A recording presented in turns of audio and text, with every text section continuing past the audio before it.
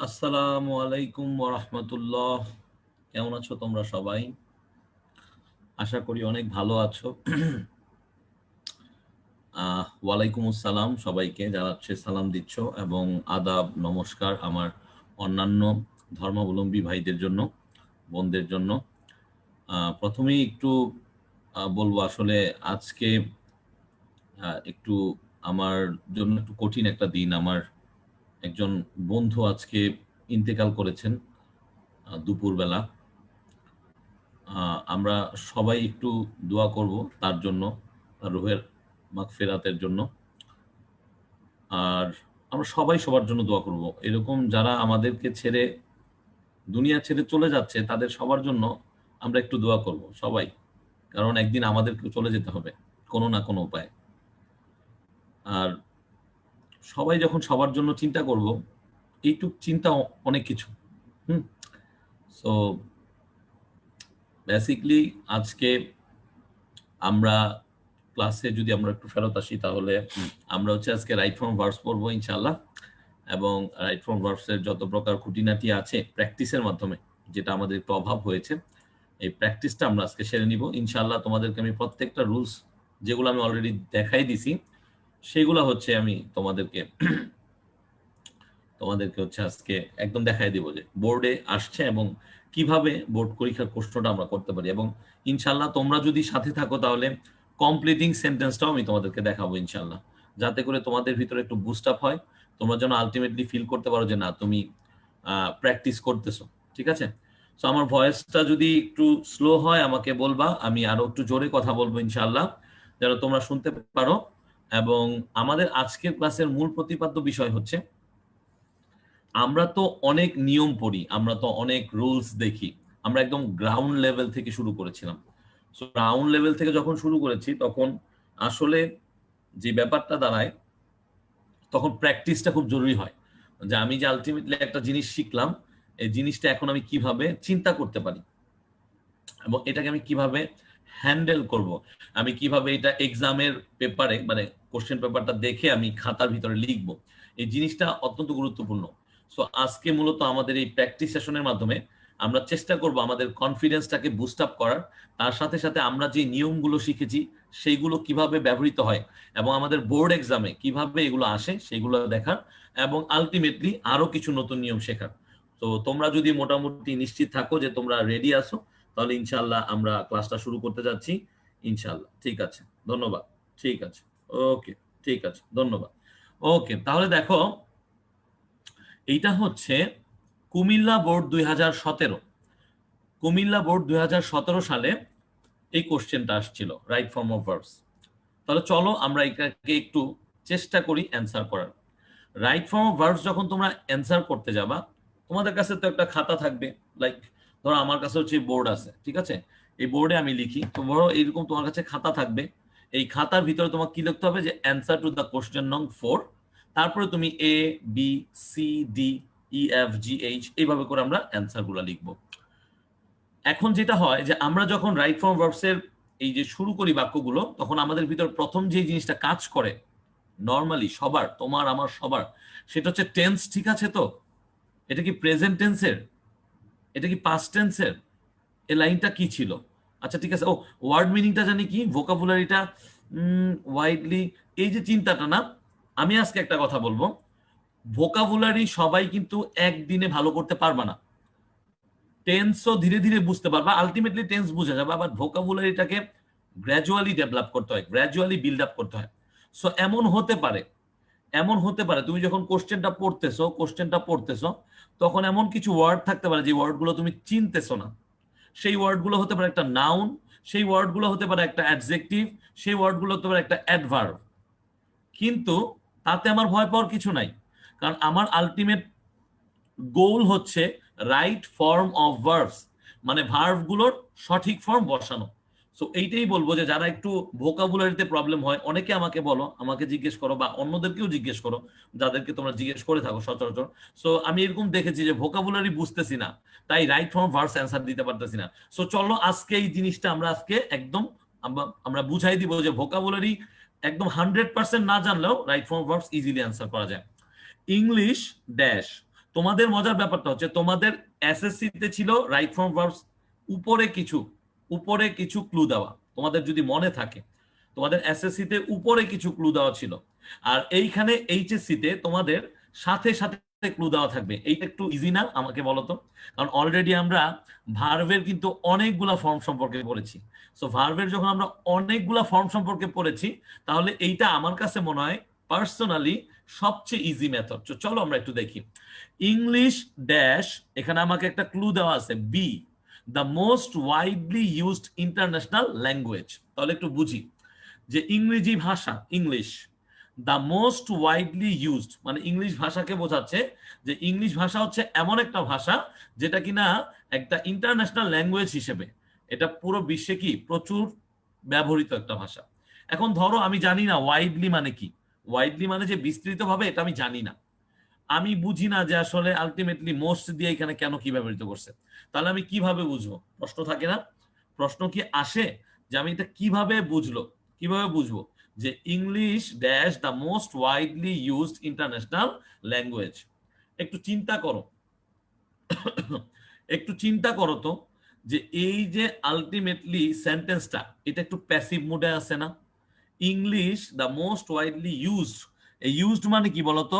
এখানে ভি3। তাহলে দেখো, ধীরে ধীরে বুঝো, তাহলে জীবনের জন্য শিখতে পারবা, নিজেকে শেখাতে পারবা, আরেকজনকে শেখাতে পারবা। তাহলে এই লাইনটা পড়তে গিয়ে আমরা ভার্বের এই একটা ফর্ম পেয়ে গেলাম কি, ভি3 মানে পাস্ট পার্টিসিপল। তার মানে এখানে একটা কেমন জানি সন্দেহ হচ্ছে যে প্যাসিভ মুডে হতে পারে, এবং সন্দেহটা সঠিক যে ইংলিশ হচ্ছে গিয়ে, তার মানে সেন্টেন্সটা যেহেতু কোনো প্রকার পাস্ট টেন্স হওয়ার মতো, ইয়েস্টারডে, লং অ্যাগো, তারপরে হচ্ছে last day, previous day, once, এগুলো নাই, তাহলে এখানে আমরা ইজিলি ইংলিশের সাথে কি বসাবো? ইংলিশের সাথে ইজ বসাবো। তার কারণ হচ্ছে ইংলিশ হচ্ছে third person singular number, English হচ্ছে third person singular number. So এইটা হচ্ছে একটা ওয়ে যে English is the most widely used international language. তাহলে কি বলতো? ইংলিশ হচ্ছে সবচেয়ে বেশি পরিমাণে ব্যবহৃত একটা কি ল্যাঙ্গুয়েজ? International language. ঠিক আছে? সো আলটিমেটলি অনেক সময় আমরা এই ইউজডকে ভার্ব 3 হিসেবে না ধরে আমরা অনেক সময় অ্যাডজেক্টিভ হিসেবেও ধরতে পারি। আমরা অনেক সময় কি হিসেবে ধরতে পারি? আমরা এটাকে অ্যাডজেক্টিভ হিসেবেও ধরতে পারি। অনেক মজার ব্যাপার হচ্ছে, তুমি যদি একদমই আন্দাজে ঢিল মারো, তারপরেও তোমরা এটা 100% সঠিক অ্যান্সার দিবা। কিন্তু আমি তোমাকে 2 থেকে 3টা অ্যাঙ্গেল দেখানোর চেষ্টা করতেছি, যেটা দেখে তোমার কাছে মনে হতে পারে যে না, এটা কি প্যাসিভ মুডে আছে, নাকি এটা নর্মাল একটা সেন্টেন্স আছে, বাট এই ইউজটা হচ্ছে অ্যাডজেক্টিভ আকারে ইউজ হয়েছে। সো এই ব্যাপারগুলো মাথায় থাকে, তোমার মাথায় যদি থাকে, তাহলে তোমার যখন ভর্তি পরীক্ষায় এমসিকিউ আসবে, তখন তুমি ইজিলি এগুলাকে ডিল করতে পারবা, ঠিক আছে? জাস্ট এটা বোঝানোর জন্য। সো তোমার লক্ষ্য হচ্ছে ইজ, তুমি পেয়ে গেছো। ইট dash to communicate with foreigners for various purposes. আমি এই পর্যন্ত বাক্যটাকে থামিয়ে দেব, আমি এত লম্বা করব না। ইট ড্যাশ টু কমিউনিকেট, এখানে টু এর পরে ভার্ব 1 আছে, তার মানে এখানে ইনফিনিটিভের ব্যবহার আছে। Okay, done. With the foreigners for various purposes, তার মানে এখানে একটু বোঝার চেষ্টা করো যে এই ইংরেজি ভাষাটাকে কি করা হয়? এই ইংরেজি ভাষাটাকে শেখা হয়, কারো দ্বারা শেখা হয়। তাহলে এখানে লার্ন যেহেতু আছে, তার মানে এখানে আমরা কি দিতে পারি? যে শেখা হয়, ইট ইজ লার্ন। এখন বলতে পারো স্যার এটা কিভাবে বুঝলাম? ভাইয়া এটা কিভাবে আমরা ডিটারমাইন করলাম? এইটা ডিটারমাইনের ব্যাপারটা হচ্ছে, যখন আমরা বলতেছি যে এই ভাষাটাকে শিক্ষা দেওয়া হয় সবার সাথে কমিউনিকেট করার জন্য, তার মানে এই শিক্ষাটা আমি নিজেকে দেই না, এই শিক্ষাটা আমি কারো থেকে পাই। সো ইট ইজ লার্নড, তাহলে ইটটা হচ্ছে কি? English language. So it is learn to communicate with the foreigners for various purposes. তাহলে এখানে ইট ইজ লার্নড কেন হলো? এই ভি3 কেন হলো? কারণ হচ্ছে এইটা হচ্ছে 100% একটা প্যাসিভ ফর্ম। সো প্যাসিভ ফর্মে 100% কি হয়? এরকম কোনো অবজেক্টটা সামনে আসে, বি ভার্ব বসে, তারপর হচ্ছে ভার্বের পাস্ট পার্টিসিপল বসে। ধীরে ধীরে চিন্তা করতে হবে। আমরা আন্দাজে ঢিল মারবো, তোমাদের অ্যান্সার 100% হবে, তুমি পরীক্ষায় ফুল নাম্বার পাবা। কিন্তু যদি একটু বুঝে পড়ো, তাহলে অনেক কিছু নিজের মতো করে শিখতে পারবা। এখন দেখো, ওই পর্যন্ত পরে লিখছে সাচ অ্যাজ, এখন একটু বুঝতে হবে। ইট is learn to communicate with the foreigners for various purposes such as dash. তাহলে এই যে সাচ অ্যাজ আছে, এরপর আমরা কি ভার্ব বসাবো? আমি এখানে কমেন্ট বক্সে যদি দেখি তোমরা মোটামুটি সবাই মেনটেইন বলছো অথবা মেনটেইনিং বলছো, ঠিক আছে। আবার কেউ কেউ টু মেনটেইন বলছো, তাহলে একটু বুঝার চেষ্টা করি, তাহলে এটা একটু বুঝার চেষ্টা করি, ঠিক আছে।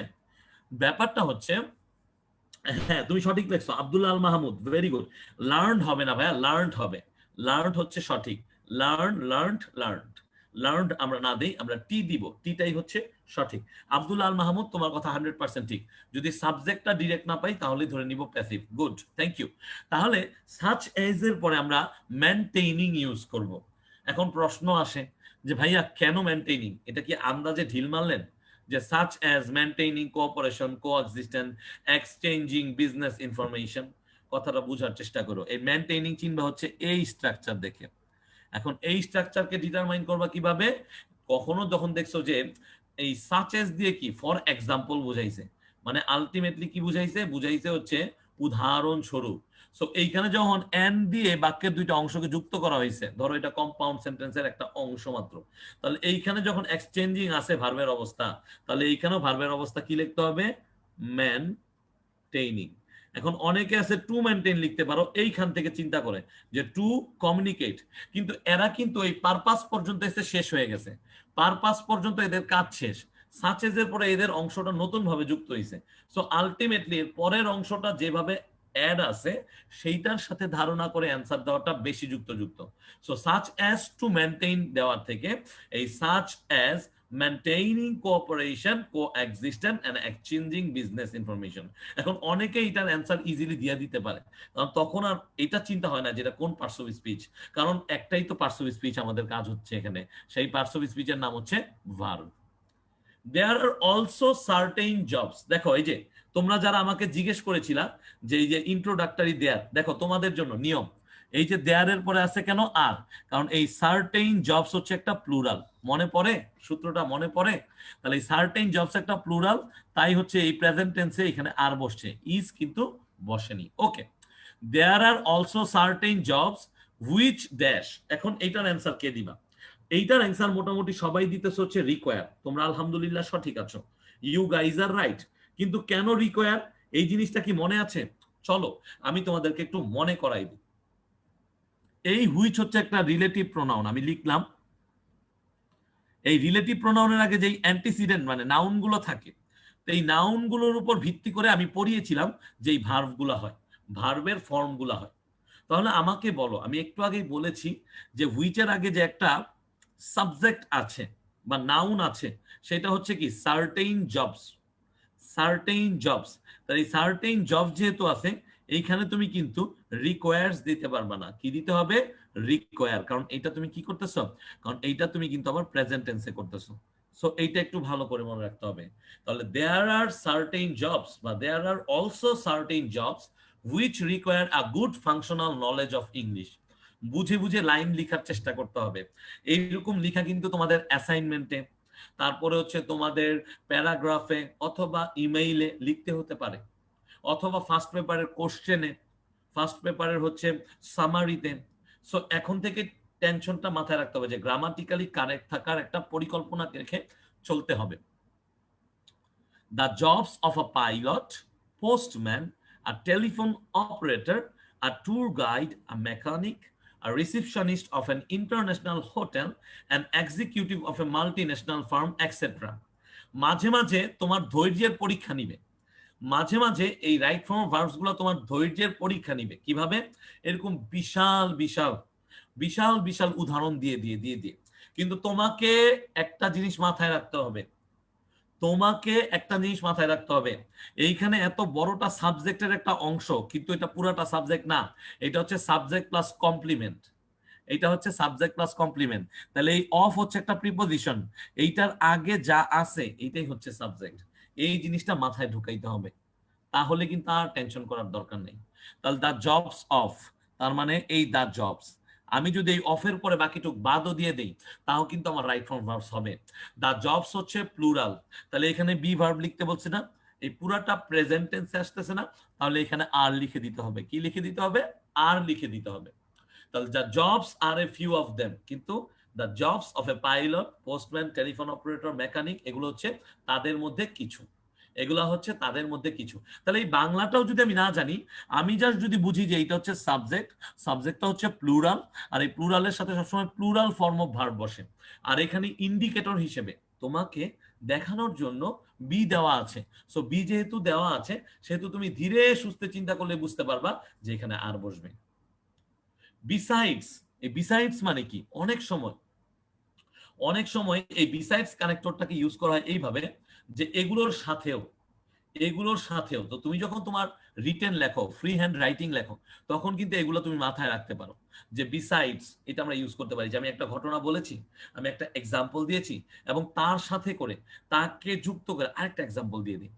Besides a student, besides a student dash to go for higher studies. এখন মজার একটা ব্যাপার আছে, বিসাইডস আ স্টুডেন্ট, এইখানে অ্যান্সারটা কি হবে আমি একটু দেখি, কারণ এখানে অ্যান্সারটা অনেক মজার। অনেকে অ্যান্সার দিবে উইশ, আবার কেউ কেউ দিবে উইশিং, ঠিক আছে? হ্যাঁ, বিসাইডস মানে তাছাড়া, কেউ দিয়েছে উইশেস। তাহলে এখন আমাকে একটু বুঝাইতে হবে, very good, compound subject, very good, very good, thank you, compound subject. Okay, so besides a student dash to go for higher studies. এখন ব্যাপারটা হচ্ছে এইখানে বিসাইডস আ স্টুডেন্ট, ঠিক আছে? এইখানে বুঝতে হবে যে এইখানে মাস্ট আছে। প্লিজ মনোযোগ দাও, তোমরা যারা মনোযোগ দিচ্ছ না একটু মনোযোগ দাও প্লিজ, ঠিক আছে? এই মাস্ট হচ্ছে একটা মোডাল ভার্ব। এই মাস্টের পরে কি আছে? লার্ন আছে। লার্ন হচ্ছে ভার্বের বেস ফর্ম বা ভি1 বা ভিবি যেটাই বলো।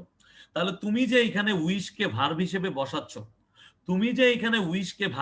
বসাচ্ছ, তাহলে এইখানে যদি উইশকে তুমি এই স্টুডেন্টকে থার্ড পারসন সিঙ্গুলার নাম্বার হিসেবে ধরে উইশেস লেখো, তাহলে কি দেখো তো সেন্টেন্সটা আসলে হয় কি না? Besides a student wishes to go for higher studies must learn. এখানে সেন্টেন্সটা আসলে একটু এলোমেলো হয়ে যায়, কারণ একটা সেন্টেন্সে তুমি কয়টা মেইন ভার্ব রাখবা? তুমি কি একটা সেন্টেন্সে দুইটা মেইন ভার্ব রাখতে পারো? বা একটা বাক্যাংশে বা একটা ক্লজে তুমি কি দুইটা মেইন ভার্ব রাখতে পারবা কখনো? চিন্তা করে দেখো তো, আমাকে বলো তোমরা কি এরকম রাখতে পারবা কিনা। আমাকে তাহলে একটু উদাহরণ দেখাতে হবে, তাহলে আমি জানতে চাবো যে তোমরা একটা বাক্যাংশে বা একটা বাক্যে দুটো মেইন ভার্ব রাখতে পারো কিনা। প্লিজ আমাকে বলো, ঠিক আছে? ওকে, রিকোয়ার্ড কেন হবে না? রিকোয়ার্ড হবে না কারণ এটা পাস্ট টেন্সে নেই। যদি এই পুরোটা পাস্ট টেন্সে থাকতো, যেমন দেয়ার আর এর জায়গায় যদি দেয়ার ওয়ার হইতো, তাহলে রিকোয়ার্ড হইতো। একটা জিনিস, প্রত্যেকটা শেষ করানোর পর আমি 1 মিনিট 2 মিনিট সময় নিব, তখন তোমাদের কোশ্চেন গুলো মনে গেঁথে থাকা, স্ক্রিন তো শেয়ার হয়েই থাকবে, তোমরা করে ফেলবা, ঠিক আছে? আমি একে একে অ্যান্সার দিব ইনশাআল্লাহ। ওকে ডান, তাহলে আমাকে বলো এখানে কি উইশ হবে? না, এখানে অ্যাকচুয়ালি হবে উইশিং। এখানে হচ্ছে অ্যাকচুয়ালি উইশিং। ব্যাপারটা হচ্ছে ওই যে ভার্বাল নাউন আছে না, অর্থাৎ কিছু ভার্ব আছে যারা নাউনের মতো আচরণ করে। এখানে এই ভার্বগুলো নাউনের মতো আচরণ করছে, যে besides a student wishing to go for higher studies must learn. তাহলে এই পুরোটা হচ্ছে এখানে সাবজেক্টের অন্তর্ভুক্ত। তারপরে তারা এখানে মোডাল ভার্ব ইউজ করছে, তারপরে তারা মেইন ভার্ব ইউজ করছে। এইটা কারা বুঝো নাই আমাকে বলো, আবার বলো কারা।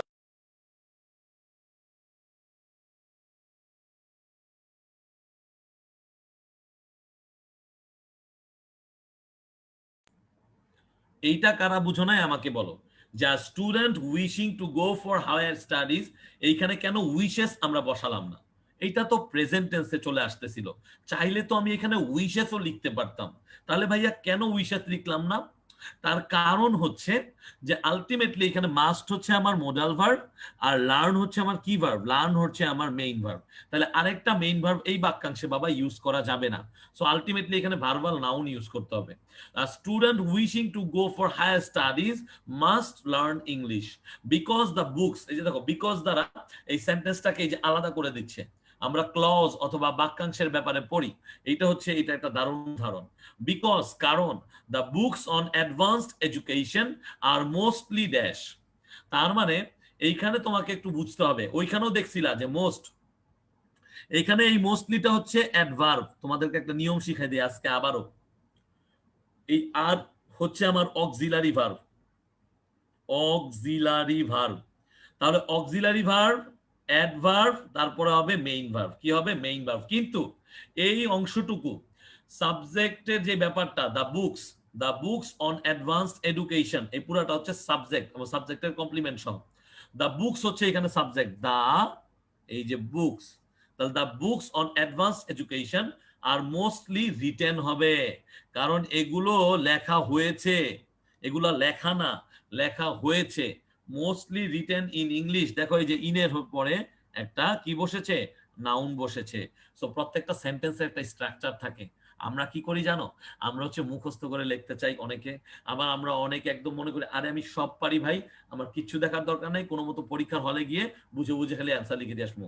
আই ক্যান আন্ডারস্ট্যান্ড তোমাদের ব্যাপারগুলা, কিন্তু তোমরা যদি প্রত্যেকটা সেন্টেন্সের স্ট্রাকচার একটু একটু হলেও বুঝো না, তাহলে দেখবা যে তোমাদের কাছে পড়াটা কত সহজ লাগতেছে। ট্রাস্ট মি, ট্রাস্ট মি, তোমার লেখাটা ঠিক হয়ে যাবে। তুমি যে রিটেনের জন্য আলাদা আলাদা কথা বলো বা রিটেনের সাজেশন চাও, তোমার সাজেশন আর চাইতে হবে না। তুমি যদি একটা টপিক সম্পর্কে জানো, আর তুমি যদি জানো যে হ্যাঁ কিভাবে একটা অক্সিলারি ভার্বের পরে অ্যাডভার্ব বসিয়ে আবার একটা ভার্ব বসাইতে হয়, তোমার মনের অজান্তে তুমি ঠিকঠাক লেখো। কিন্তু আমার কথা হচ্ছে মনের অজান্তে আর কয়দিন লিখবা, একটা সময় প্র্যাকটিস না করলে সবকিছু ঘুরে ধরে যাবে। সো প্লিজ একটু দেখো, ঠিক আছে, একটু দেখো। সো তাই the importance and demand of learning English in our country can in no way, বুঝার চেষ্টা করো। So the importance and demand of learning English, এই যে অফ আছে, অফের পরে সাধারণত কি হয়, এই অফ অন এগুলোর পরে সাধারণত V1 প্লাস আইএনজি হয়, অফ লার্নিং ইংলিশ, কিন্তু এটা অ্যাডজেক্টিভের মতো আচরণ করতেছে। এখানে কিসের মতো আচরণ করতেছে, অ্যাডজেক্টিভের মতো আচরণ করতেছে। এগুলো আমি শেখাবো, টেনশন করার কিছু নাই, এগুলো আমি আবার শেখাবো। কোনটা অ্যাডজেক্টিভের মতো আচরণ করে, কোনটা ভার্বের মতো আচরণ করে, আমি আবার শেখাবো। এখানে বলে দিচ্ছি, চেষ্টা করো ধরে নেওয়ার। সো তাই the importance and demand of learning English, সহজ কথা হচ্ছে টু ব্যতীত, টু ব্যতীত যে কোনো প্রিপোজিশনের পরে এরকম V1 প্লাস আইএনজি সিচুয়েশন হয়। তো তুমি এটা মাথায় রাখবা। Of learning English in our country can in no way, বোঝার চেষ্টা করো। ক্যান ইন নো ওয়ে, এই ইন নো ওয়ে হচ্ছে এই পুরা অংশটাকে জোর দেওয়ার জন্য ব্যবহার করা হয়েছে। এই ইন নো ওয়েটাকে ব্যবহার করা হয়েছে জোর দেওয়ার জন্য। এরাই হচ্ছে এই নাউন অফ অ্যাপোজিশনের একটা এক্সাম্পল। অর্থাৎ পুরো একটা নাউনকে এখানে কি করা হয়েছে, এর সাথে একটু জোর দেওয়া হয়েছে। কিন্তু আলটিমেটলি এখানে তোমাকে বুঝে নিতে হবে যে ক্যানের পরে কি বসছে, বি বসছে। ক্যানের পরে বি বসছে, আমি তোমাদেরকে নিয়ম শিখাই দিছিলাম যে ক্যানের পরে বি বসলে চোখ বন্ধ করে কি দিবা, যদি ভার্ব বসাইতে হয়। আর আমরা তো right form of verb see করতেছি, তাহলে ভার্বের কোন ফর্ম জানি বসাইবা বলছিলাম, মনে আছে? বলো তো কমেন্ট বক্সে। ভার্বের থ্রি বসাবো। তাহলে দেখো তো মিলতেছে কিনা আমাদের কথাগুলো। আমরা যে ক্লাসগুলো করেছিলাম ধীরে ধীরে বুঝে বুঝে চেষ্টা করেছিলাম, সেখান থেকে কিছুটা বেনিফিটেড আমরা হচ্ছি কিনা। যে আমি তোমাদেরকে বলেছিলাম যে বিয়ের পরে যে কোনো সিচুয়েশনে আমরা যদি ভার্ব বসাই, তাহলে ভার্বের V3 বসবে, বসছে, ঘটনা শেষ। রেদার উই শুড ড্যাশ, আমি বলেছি মোডাল ভার্বের পরে ভার্বের কোন ফর্ম বসে, মোডাল ভার্বের পরে ভার্বের প্রেজেন্ট ফর্ম বসে, বেস ফর্ম বসে। তাহলে উই শুডের পরে পুট আছে, পুটি বসে যাবে। আর অন্য কিছু বসবে, বসবে না। তাহলে rather we should put high importance on, মাত্র শিখাই দিলাম, মাত্র শিখাই দিলাম। এরকম অফ, এরকম অন, এরকম অ্যাবাউট, এগুলার পরে সাধারণত ভার্ব 1 প্লাস আইএনজি হয়। তাহলে এখানে ভার্ব আছে লার্ন, কি হয়ে যাবে, লার্নিং। তাহলে এখন বলো যে English to make room for ourselves in the competitive world. এখন আমরা এইচএসসি এক্সামিনেশনে এই টাইপের যদি একটা আসলো, আমরা কি বুঝে অ্যান্সার দিতে পারবো? তুমি যখন অনেক প্র্যাকটিস করবা, তখন কিন্তু তোমাকে আর এত সময় নিয়ে দেখতে হবে না। এইটা তো আমি তোমাকে ধরানোর জন্য বোঝাচ্ছি। এরকম একটা রাইট ফর্ম অফ ভার্ব তুমি যদি বুঝতে থাকো, বুঝতে পারো, প্র্যাকটিস করতে থাকো, তুমি সর্বোচ্চ 3-4 মিনিটে অ্যান্সার দিতে পারবে ইনশাআল্লাহ, এবং নির্ভুল ভাবে, সঠিক ভাবে। বুঝতে পারছো? সো আমাকে বলো, কে কোন অংশটা বুঝো নাই আমাকে বলো, আমাকে বলো। অনেক ইন্টারেস্টিং হবে, তোমাদের ফ্রেন্ডদেরকে মেনশন দাও, তারা চাইলে চলে আসতে পারে ক্লাসে। আজকে আরো অনেক ইন্টারেস্টিং জিনিস শিখবো, ট্রাস্ট মি, বিশ্বাস রাখো।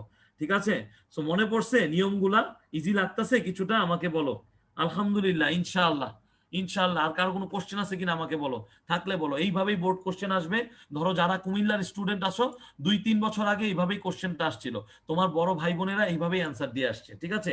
সো প্র্যাকটিসও করতে হবে এবং কিছু রুলসও মনে রাখতে হবে, টুকিটাকি মাথার 2-1 কোণার ভিতরে। ঠিক আছে? ওকে, একজন বলছে বুঝি নাই, বলো কোনটা বুঝো না, আমি বলে দিচ্ছি, বলো বলো। মাহাদি হাসান, এফ বুঝি নাই, thank you very much Mahadi, আমি বুঝাই দিচ্ছি, বুঝার চেষ্টা করো। Besides a student wishing to go for higher studies, এইখানে আমি দেখো এখানে আছে মাস্ট। মাস্ট হচ্ছে একটা মোডাল ভার্ব, আর এই মোডাল ভার্বের পরে সবসময় মূল ভার্ব বসে, মানে মেইন ভার্ব বসে। তাহলে এই মোডাল ভার্ব আর মেইন ভার্ব যখন এই বাক্যাংশে বসে গেছে, কেন বাক্যাংশ বলছি, কারণ এখানে বিকজ দ্বারা দুইটা অংশকে আলাদা করে ফুল একটা সেন্টেন্স তৈরি করা হয়েছে।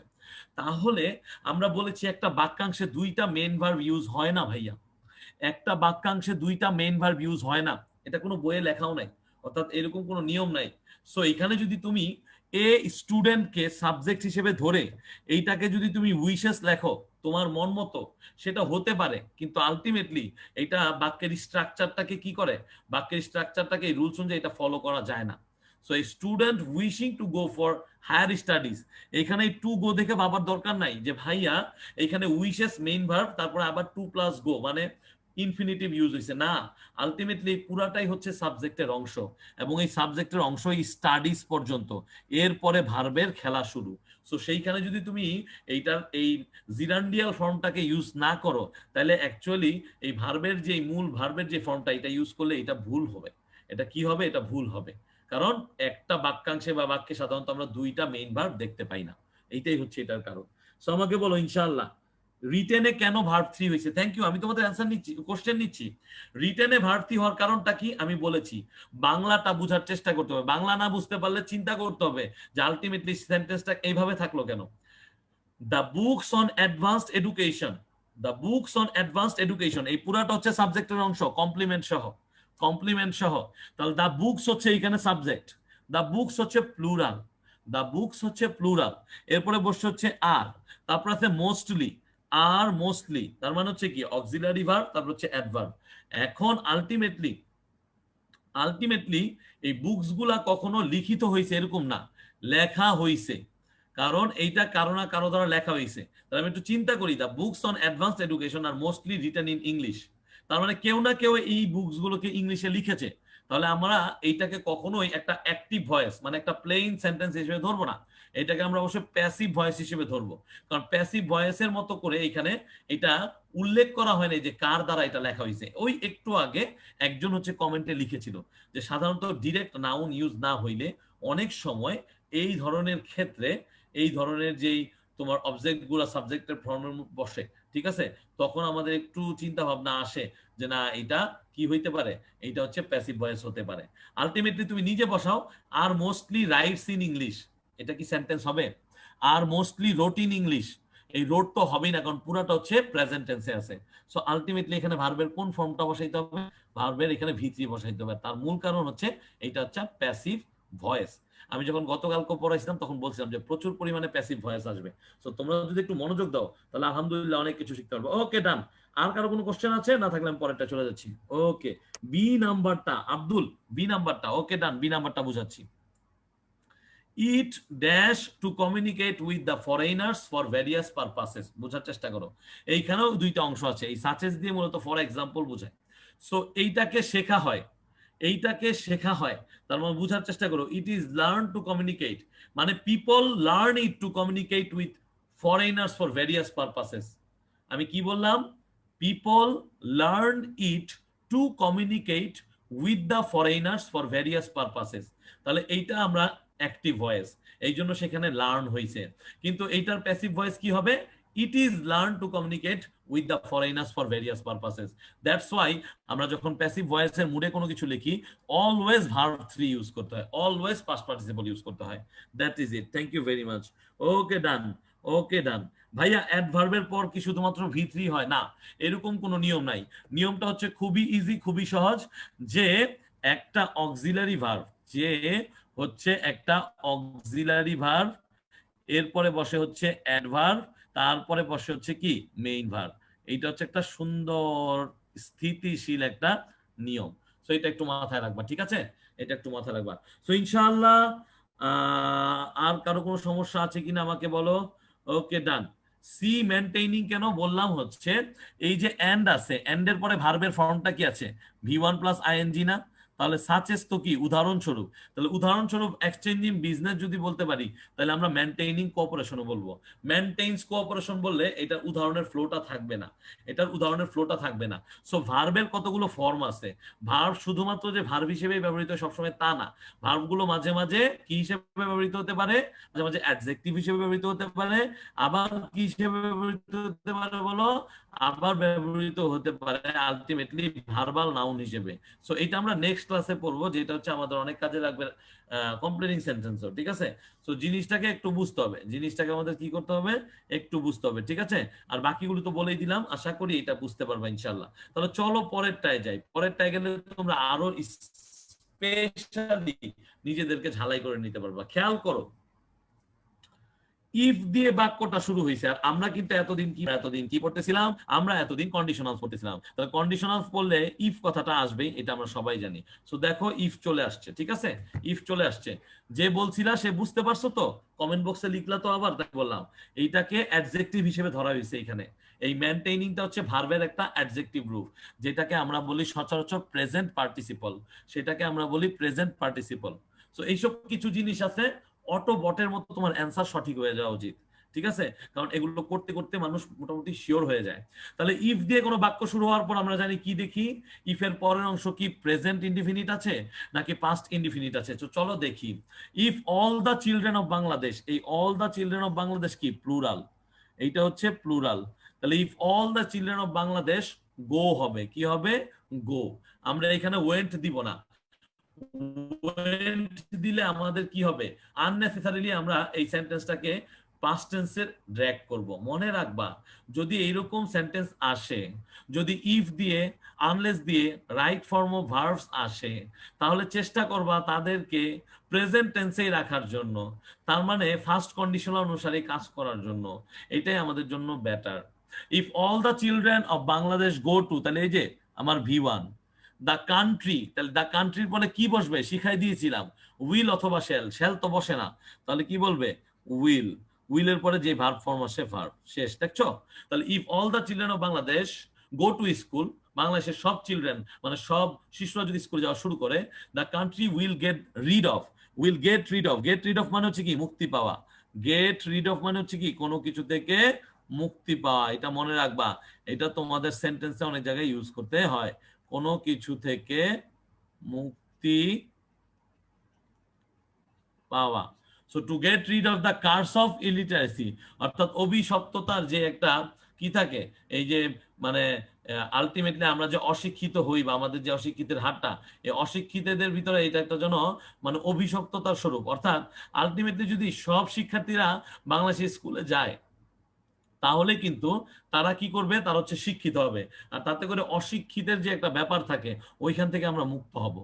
টু বুস্ট আপ এডুকেশন, তাহলে দেখো টু দিয়ে শুরু হয়েছে, এই যে boost V1, two boost up education the government dash spend money. তাহলে এখন একটু বুঝতে হবে, এখন একটু বুঝতে হবে, এখন যে নিয়মটার কথা বলবো এই নিয়মটা সবার মনে রাখতে হবে। অনেক সময় আমরা রাইট ফর্ম অফ ভার্বসে যেই অনেক সময় আমরা রাইট ফর্ম অফ ভার্বসে দেখবো যে বাক্যের অর্থটা মোডাল ভার্বের মতো অর্থ দিচ্ছে, মোডাল ভার্বের মতো, মানে শুড মানে উচিত, মাইট মানে মানে অনুমতি সাপেক্ষে, ঠিক আছে, তারপর হচ্ছে উড আছে, তারপর হচ্ছে তোমার কি আছে, মে আছে, এটাও অনুমতির মতোই কাজ করে, ঠিক আছে। সো এগুলোর বাক্যের অর্থটা একটু বুঝে নিতে হবে। দ্য বুস্ট আপ অথবা two boost up education the government dash more money, the government spends money, the government spend money. কেমন জানি লাগে না, নিজের কাছে একটু খটকা লাগে না, নিজের কাছে মনে হয় না যে এখানে স্পেন্ডের আগে যদি একটা মোডাল ভার্ব আনতে পারতাম, যদি একটা মোডাল ভার্ব আনতে পারতাম তাহলে বাক্যটা না হয় কত সুন্দর হতো। টু বুস্ট আপ এডুকেশন মানে শিক্ষাকে উপরে তুলে ধরার জন্য, বা শিক্ষাকে একটা মোটামুটি কি দেওয়ার জন্য, শিক্ষাকে একটা অবস্থান দেওয়ার জন্য, শিক্ষার যে চাকার গতিটা সেটাকে আরো বিভিন্ন গতিতে মানে বাড়িয়ে দেওয়ার জন্য দ্য গভর্নমেন্ট শুড স্পেন্ড, গভর্নমেন্টের উচিত, দ্য গভর্নমেন্ট শুড স্পেন্ড। এখন এত চিন্তা ভাবনা না করলেও অনেকের সাধারণত এই ধরনের ক্লু দেখলে অ্যান্সার বের হয়ে যায়, আই নো দ্যাট, আমি সেটা জানি। সো সেটাও ভুল না, সেটাও correct. So subsidies must dash in the education sector, তাহলে বোঝার চেষ্টা করো সাবসাইডিজ। তাহলে এখন আমি বলেছিলাম তোমাদেরকে যে মাস্ট হচ্ছে একটা মোডাল ভার্ব, এই মোডাল ভার্বের পরে আমরা সাধারণত কি বসাই, V1 বসাই, কিন্তু এইখানে সেন্টেন্সটা দেখো, subsidies must give in the education sector, তাহলে এটা কি সেন্টেন্স হয়? মাঝে মাঝে একটু চিন্তা করতে হবে ভার্ব বসায় বসায় যে সেন্টেন্সটা হয় কিনা। আমি পুরোপুরি অর্থ নাও জানতে পারি, আমি নাও জানতে পারি সাবসাইডিস কি, আমি নাও জানতে পারি যে এডুকেশন সেক্টর কি, কিন্তু আমাকে কি করতে হবে, আমাকে একটু বুঝে নিতে হবে subsidies must dash give in the education sector. মানে এই সাবসাইডিস যারা আছে তাদের এই যে কি করতে হবে, তাদেরকে এডুকেশন সেক্টরে যে এই ধরনের যে কনফার্মেশনটা বা এডুকেশন সেক্টরে তাদের যে অবদানটা, সেটাকে আলটিমেটলি কি করতে হবে, তুলে ধরতে হবে। অ্যাজ ওয়েল এজ মূলত কি করতে হবে, যে যারা হচ্ছে এডুকেশন সেক্টরে ঢুকতে পারতেছে না তাদেরকে সহায়তা করতে হবে।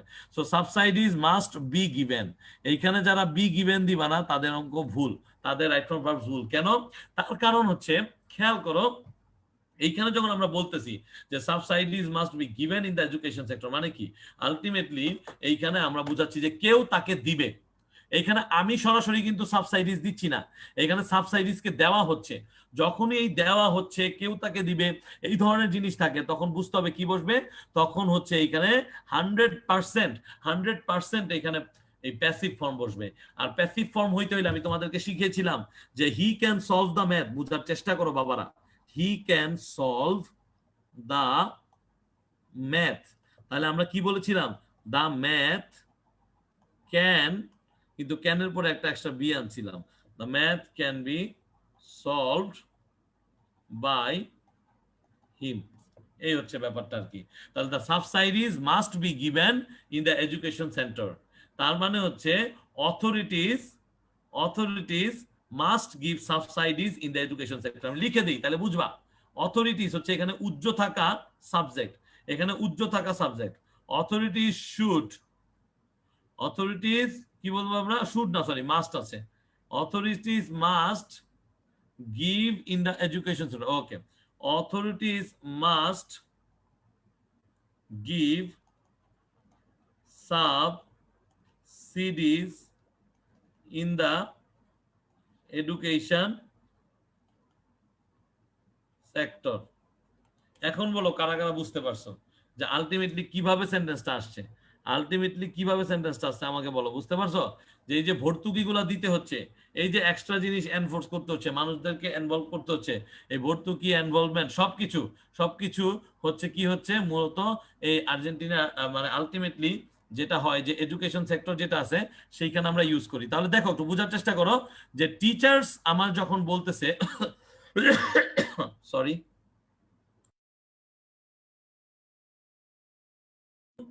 ওকে সরি, এক্সট্রিমলি সরি। এখন দেখো যে যখন আমরা বুঝতে পারবো, আমরা কখন বুঝতে পারবো, যখন আমরা মাথাটা ঠান্ডা রেখে প্র্যাকটিস করব। আমরা মাথাটা ঠান্ডা রেখে প্র্যাকটিস করব। আমরা মাথাটা ঠান্ডা রেখে প্র্যাকটিস করলে আলটিমেটলি আমরা বুঝতে পারবো। কিন্তু আমরা যখন মাথা ঠান্ডা রাখবো না, তখন আমরা কিন্তু উল্টাপাল্টা দিয়ে আসবো।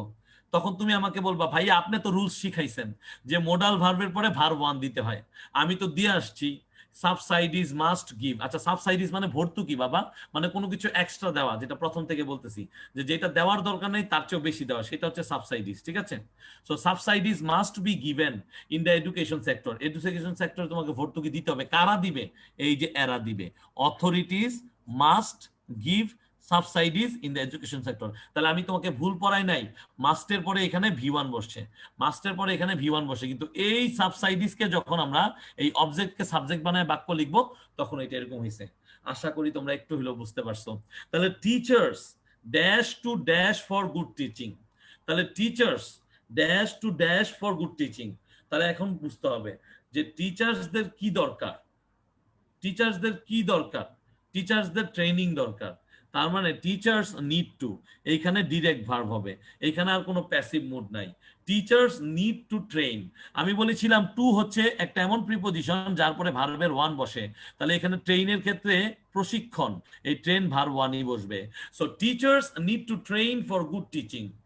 এখন তুমি বলতে পারো যে ভাইয়া teachers need to train in for good teaching, তাহলে এটা কি হইলো?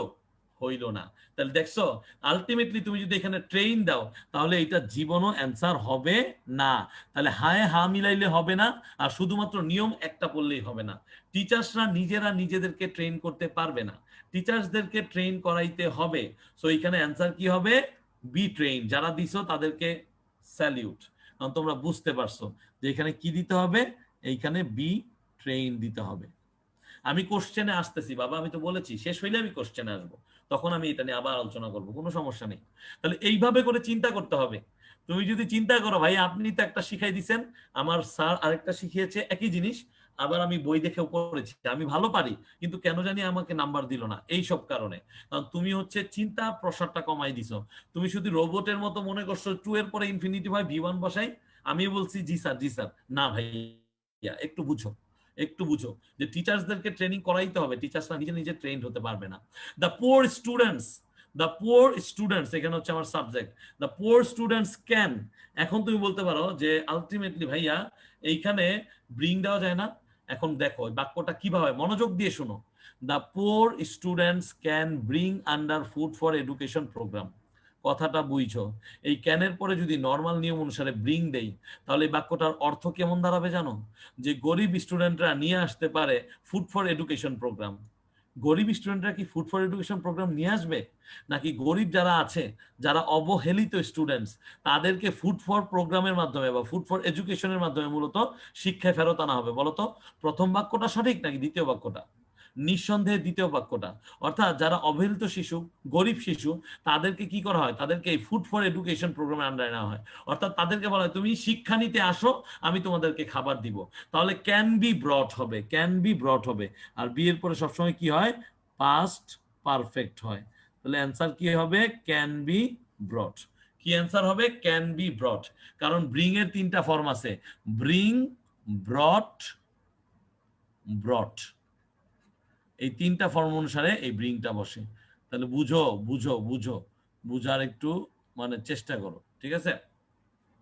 ওকে, তাহলে এরপরে কি আছে ভাইয়া? এরপরে আছে we dash care of no institution.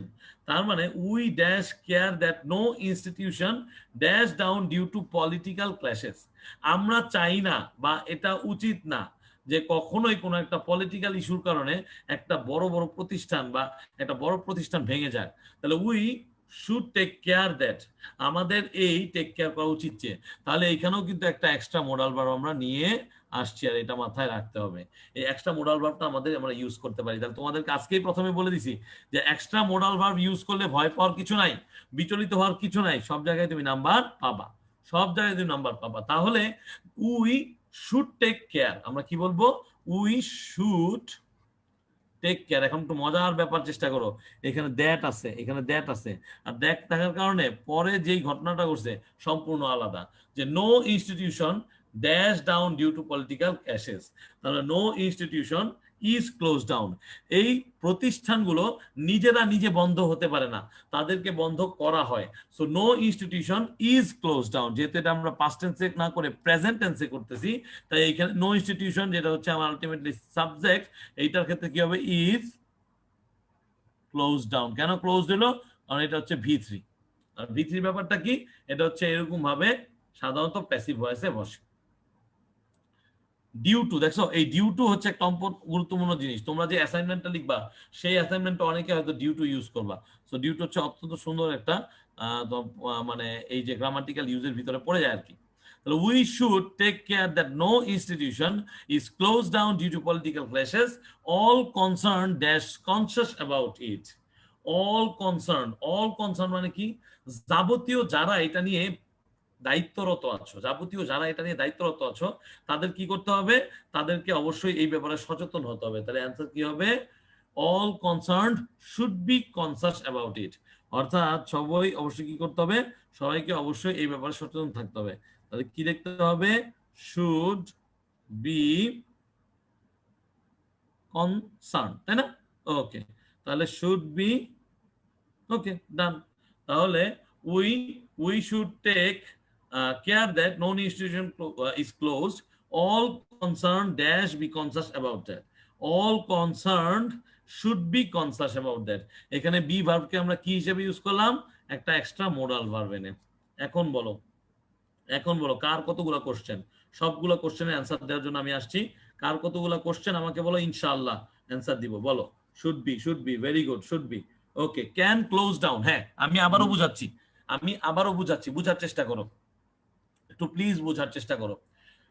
ব্যাপারটা হচ্ছে, ব্যাপারটা হচ্ছে এইখানে তুমি ক্যান ক্লোজ বসাতে পারবা না। We should take care that, মনে রাখবা। আমি আমি একটা সাদা খাতা নেই, আমাকে একটু সাদা খাতা নেওয়ার জন্য একটু সুযোগ দাও, তাহলে আমার বিশ্বাস আমি একটু ভালো করে দেখাতে পারবো। প্লিজ একটু দেখো, আমি দেখাচ্ছি।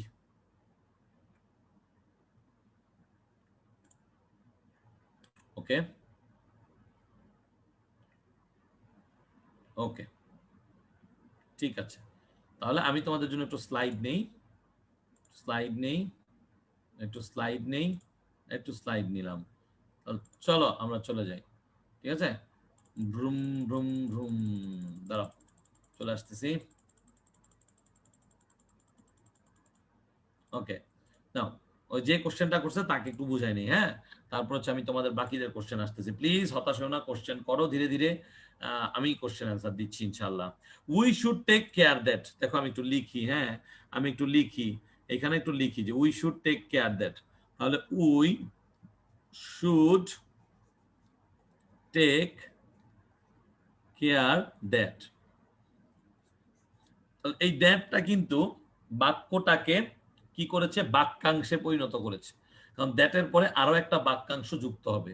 এখন এইখানে কি আছে, এইখানে আছে হচ্ছে no institution dash down due to political classes. তাহলে আমি এইভাবেই লিখি যে no institution, no institution, no institution dash down due to dash down due to political clashes. কি বলতেছি আমি, পলিটিক্যাল ক্ল্যাশেস। এখন দেখো we should take care that, দ্যাটের আগের অংশটা একরকম, দ্যাটের পরে আবার নতুন করে আসছে no institution dash down due to political clashes. কথাটা বোঝার চেষ্টা করো, dash down, no institution is close down, is close down. কেন, কারণ ইনস্টিটিউশন গুলোকে ক্লোজ করার জন্য অথরিটি লাগে, সো অথরিটি সাধারণত করে থাকে। সো এটাকে প্যাসিভ মুডে যখন বসাই, no institution is close down due to political crisis. এখানে no institution can close down, তার মানে কি ইনস্টিটিউশন নিজেরা নিজেরা বন্ধ করে দিবে। তুমি যখন বলবা no institution can close down, তখন ব্যাপারটা কি দাঁড়াবে, যে কোনো প্রতিষ্ঠানই ক্যান মানে কি পারে, ক্লোজ ডাউন মানে পারে হচ্ছে বন্ধ হতে। এটা কি বাক্যের সঙ্গতি হয়, বাক্যের সঙ্গতি হয় না।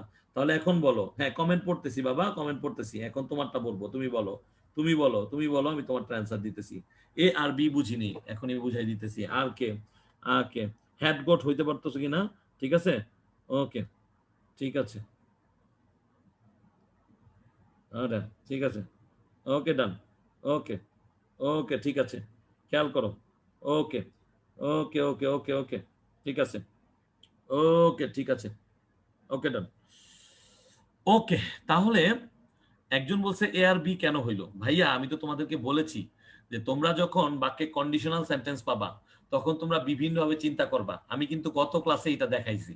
তাহলে ইফ দিয়ে শুরু হইছে, ইফ হচ্ছে আমাদের কি, যদি, if all the children of Bangladesh, যদি বাংলাদেশের সব শিশুরা, সব শিশু হচ্ছে কি, বা শিশুরা হচ্ছে কি প্লুরাল, তাহলে প্লুরালের পরে ফর্মটা কি বসবে, ভার্বের প্লুরাল ফর্মই বসবে। এবং এটাকে আমরা ফার্স্ট কন্ডিশনাল হিসেবে করব, এইটাকে আমরা ফার্স্ট কন্ডিশনাল হিসেবে করব।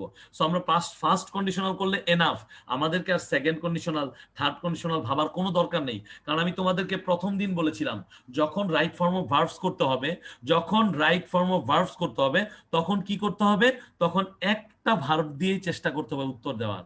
খুব বেশি কষ্ট হলে বা তোমার ওই সেন্টেন্সটা ডিমান্ড করলে এরকম মোডাল ভার্ব আনা যাবে টুকটাক, অথবা মাঝে মাঝে কি করা যাবে, বি আনা যাবে, এর বেশি কখনোই ব্যয় আনা যাবে না। সো এখানে গোটা হচ্ছে অ্যাপ্রোপ্রিয়েট, কারণ এর আগে প্লুরাল আছে আর এটা হচ্ছে ফার্স্ট কন্ডিশনালের প্রথম অংশ। দ্য কান্ট্রি, তো আমি ফার্স্ট কন্ডিশনালের সূত্র কি পড়াইছি দেখো, দেখাই দিই প্লিজ দেখো। ফার্স্ট কন্ডিশনালের সূত্র ছিল if plus present indefinite plus future indefinite, কি হবে, ফিউচার ইনডিফিনিট। তাহলে ইফ প্লাস প্রেজেন্ট ইনডিফিনিট মানে ভি1, আর ফিউচার ইনডিফিনিট মানে শ্যাল অথবা উইল প্লাস ভি1। এই জিনিসটা আমি তোমাদের শিখিয়েছি। তাহলে আমি এখন আবার সেন্টেন্সটা লিখি, if the children of Bangladesh go to school. দেখো আমি দেখাই দিতেছি, সমস্যা নেই, কোনো ভয় পাওয়ার কিছু নাই, আমি প্রয়োজনে 2 ঘন্টা থাকবো ইনশাল্লাহ, আমার সমস্যা নাই, তোমরা থাকছেন আমি থাকবো, প্র্যাকটিস করবো তো আমরা, প্র্যাকটিসের মজা আছে বাবা, থাকো। তাহলে if all the children of Bangladesh go to school, তাহলে if all the children of Bangladesh go to school, তার মানে এই যে গো, এই গোটা হচ্ছে V1, গো টু স্কুল। তারপরে আমরা কি লিখছি বলতো, আমরা কি লিখেছি বলতো, the country dash rid of the curse of illiteracy. তাহলে দেখো, the country will get rid of the curse of illiteracy. এখানে এখানে শেষের লাইনটা হচ্ছে main clause, the country will get. তাহলে দেখো উইল আসছে, এই গেট কি V1 হইছে? তাহলে দেখো যে কোশ্চেনটা করছো, এই যে ফিউচার ইনডিফিনিট মিলছে, প্রেজেন্ট ইনডিফিনিট কি আছে, if all the children go to the. এখন অনেকে বলতাছো হ্যাড গট, গো কে বলতাছো ওয়েন্ট। ভাইয়া আমরা এই পুরো প্যাসেজটা পড়লেই বুঝতে পারবো রাইট ফ্রম ভার্বসের যে আলটিমেটলি এখানে এত এক্সপেরিমেন্টের দরকার নাই।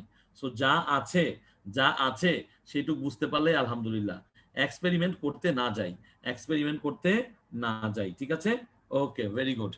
এফ বুঝি নাই একজন বলছো, ওকে সিনথিয়া আমি বলতেছি এফটা হচ্ছে teachers need to be trained for good teaching. আমি বুঝাই দিচ্ছি, দেখো, ওকে দেখো টিচার্স টিচার্স হচ্ছে প্লুরাল, তাহলে টিচার্সের পরে যে ভার্বটা বসবে কি বসবে, প্লুরাল ভার্ব।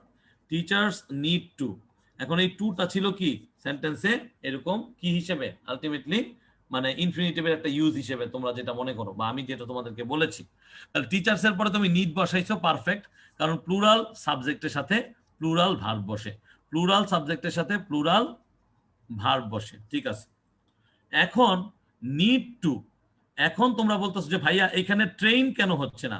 আপনি তো বলেছেন যে টু এর পরে ভার্ব ওয়ান বসে। আমি বলেছি কিন্তু আমি তো এটাও বলেছি যে যখন প্যাসিভ মুডে কোনো সেন্টেন্স থাকবে, তাহলে ওই মুডে আর আমরা ডিরেক্ট টু এর পরে আমরা কি করতে পারবো না, V1 বসাইতে পারবো না। সো এই ক্ষেত্রে আলটিমেটলি তুমি V1টা কি করতে পারবে না, বসাইতে পারবে না, তোমাকে বসাতে হবে টু বি ট্রেইনড। তার মানে এই শিক্ষকেরা কারো না কারো দ্বারা কি হবে, প্রশিক্ষিত হবে, মানে তাদেরকে প্রশিক্ষণ কেউ না কেউ দিবে। That's why it is in passive mood, that's why এখানে বি আনছি। আর আমি আগেও বলেছি, আবারও বলতেছি, বি এর পরে যখন ভার্ব বসবে তখন ভার্বের থ্রি হবে, বি এর পরে যখন ভার্ব বসবে তখন ভার্বের কি বসবে, থ্রি বসবে। So teachers need to be trained, teachers need to be trained, এরপর যা আছে তা, ঠিক আছে। ওকে ওকে ডান, ওকে ডান। হ্যাঁ ক্ষুধা লাগছে, খেয়ে নাও প্লিজ, খেয়ে নাও, ঠিক আছে, খেয়ে নাও প্লিজ, খেয়ে নাও, ক্ষুধা লাগছে খেয়ে নাও, কারণ শিখতে হলে ক্ষুধাকে জয় করতে হবে, ঠিক আছে। আচ্ছা, আমার ভিডিওর জন্য দেখা যাচ্ছে না কিছু লেখা, সমস্যা নাই, আমি তো লেকচার শিট দিয়ে দিলে তোমরা দেখতে পারবা, মিলিয়ে নিও, ঠিক আছে। ওকে ডান, একটু দেখা। আচ্ছা তারপরে কি আছে দেখি, আচ্ছা তারপরে দেখি কি আছে, একটু দেখি, তারপরে একটু দেখি কি আছে। ওকে ডান, তারপর একটু দেখি কি আছে। ওকে ডান, কে কোন কলেজে পড়ো এই প্রশ্ন করার মানে কি? আচ্ছা আচ্ছা আচ্ছা, ভাই প্লিজ মানে একটু একটু পড়াশোনায় আসো, কোনো সমস্যা থাকলে বলো। হ্যাঁ, train can be a verb, আর একটা হচ্ছে নাউন, ভার্বও হতে পারে নাউনও হতে পারে, ঠিক আছে।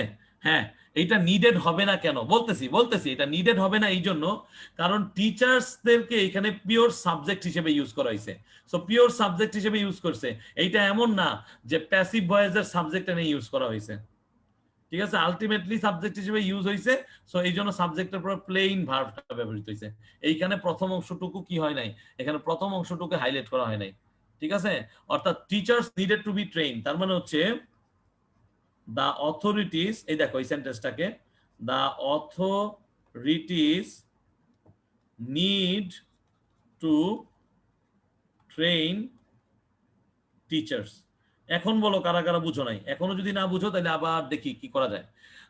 আচ্ছা ঠিক আছে ভাইয়া, ই নাম্বারটা বুঝি নাই, বুঝাচ্ছি ভাইয়া, পুরোটা বুঝান। আমার একটা রিকোয়েস্ট থাকবে, তুমি কাইন্ডলি একটু ভিডিওটা আবার একবার দেখো প্লিজ, কাজে লাগবে, একটু স্লো করে দেখো। অনেকের কাছে হয়তো সাউন্ডটা অনেক জোরে মনে হচ্ছে, তার মূল কারণ হচ্ছে আমি যখন প্র্যাকটিস করাই তখন আমি নিজেই স্টুডেন্ট হয়ে যাই, তখন আমার নিজেকে নিজের স্টুডেন্ট মনে হয়, সো আমি একটু এক্সাইটেড হয়ে যাই, সো অনেক সময় একটু জোরে বলে ফেলি। তার জন্য তোমাদের কাছে আন্তরিকভাবে দুঃখিত। কারণ আমার কাছে যখন প্র্যাকটিস জিনিসটা আসে কেন জানি আমি একটু এনার্জেটিক ফিল করি, তার জন্য একদমই সরি, আমি খুবই সরি যদি তোমাদের কর্ণকুহরে এটা বাজেভাবে শোনা যায়। আমি খুবই দুঃখিত ভাইয়া, প্লিজ মানে কিছু মনে করবা না। আসলে পড়ার ব্যাপারে যখন একটু সিরিয়াস হয়ে যায় তখন মাথা ঠিক থাকে না, সরি। হ্যাঁ, ওকে, ই নাম্বারটা তো বুঝাই দিলাম, তাহলে আর কোনো সমস্যা নাই। এখন আমরা নতুনটায় চলে যাব, এখন আমরা নতুনটায় চলে যাব। সো চলো আমরা নতুনটায় চলে যাই, দেখি, চলো আমরা নতুনটায় চলে যাই। ওকে, চলো চলো চলো চলো চলো চলো আমরা নতুনটায় চলি।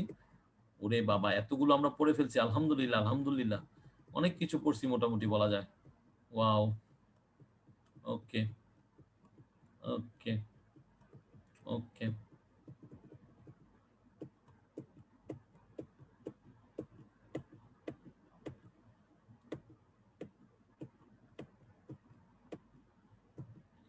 এই যে হচ্ছে তোমাদের সামনে প্র্যাকটিস, তাহলে চলো প্র্যাকটিসটা করে ফেলি।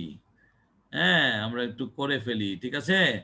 চলো আমরা প্র্যাকটিসটাকে একটু ঝালাই দেই, মানে পড়াটাকে একটু ঝালাই দেই। ওকে, ডান। দেখো, একটু বুঝার চেষ্টা করো। তোমরা রেডি তো? আমাকে বলো রেডি, কোনো প্রবলেম? আর কোনো problem? Ready, ready, thank you. চলো চলো, গুড, আলহামদুলিল্লাহ, গুড, চলো। ওকে, ডান। ওকে ওকে।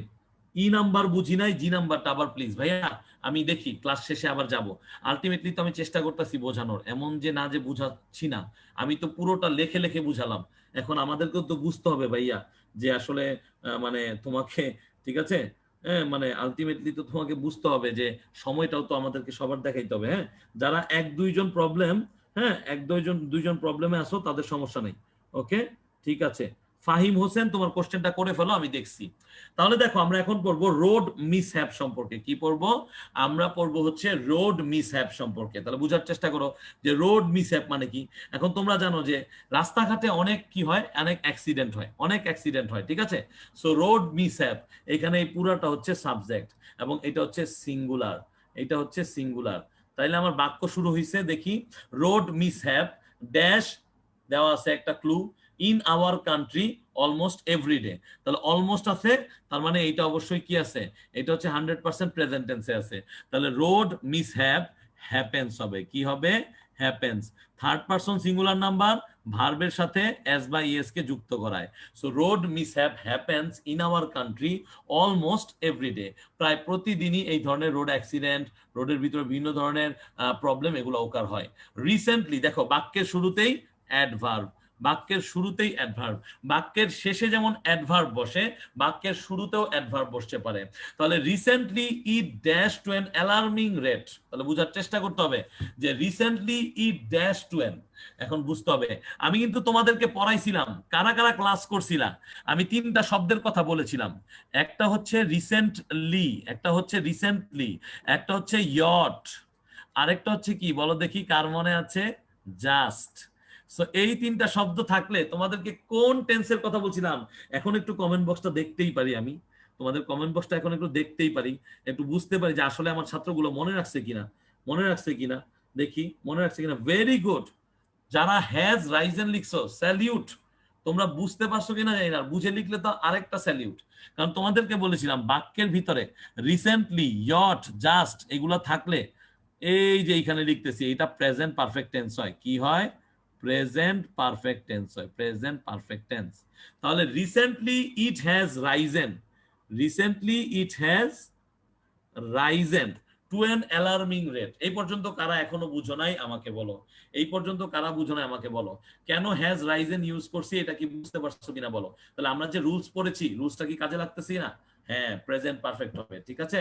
এটা কি হবে? প্রেজেন্ট পারফেক্ট হবে। ভেরি গুড, ভেরি গুড, ঠিক আছে। পাস্ট পারফেক্ট হবে না, এটা কি হবে? প্রেজেন্ট পারফেক্ট হবে, মাথায় রাখতে হবে। ওকে, ঠিক আছে। আচ্ছা, পরেরটা কি ভাইয়া? হ্যাঁ, পরেরটা বুঝাচ্ছি।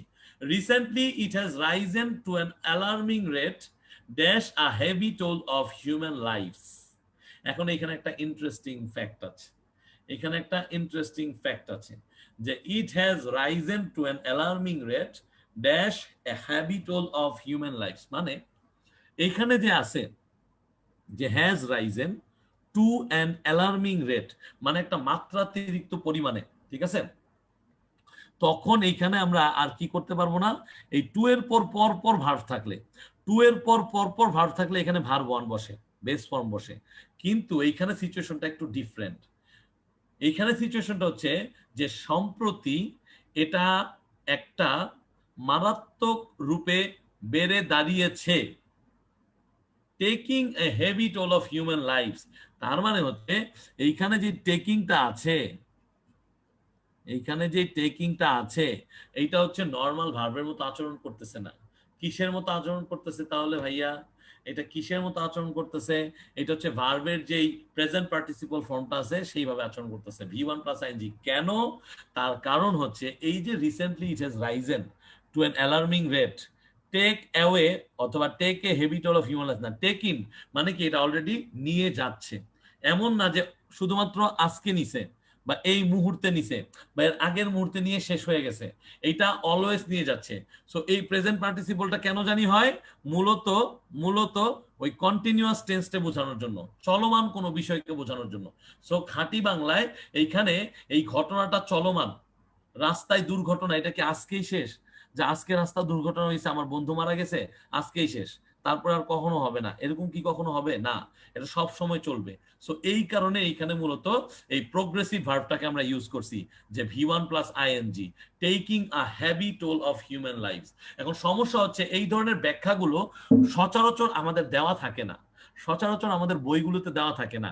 ইদার তুমি চৌধুরী হোসাইন স্যারের বই বলো, ইদার তুমি তুমি হচ্ছে নবদূত বলো বা আরো ভালো ভালো বই বলো, ইভেন তুমি রেন এন্ড মার্টিন বা এদের বই পড়েও এগুলো পাবা না। আলটিমেটলি এগুলো হচ্ছে কি সিচুয়েশন বেসড, এগুলো মূলত সিচুয়েশন বেসড, এগুলো মূলত situation based.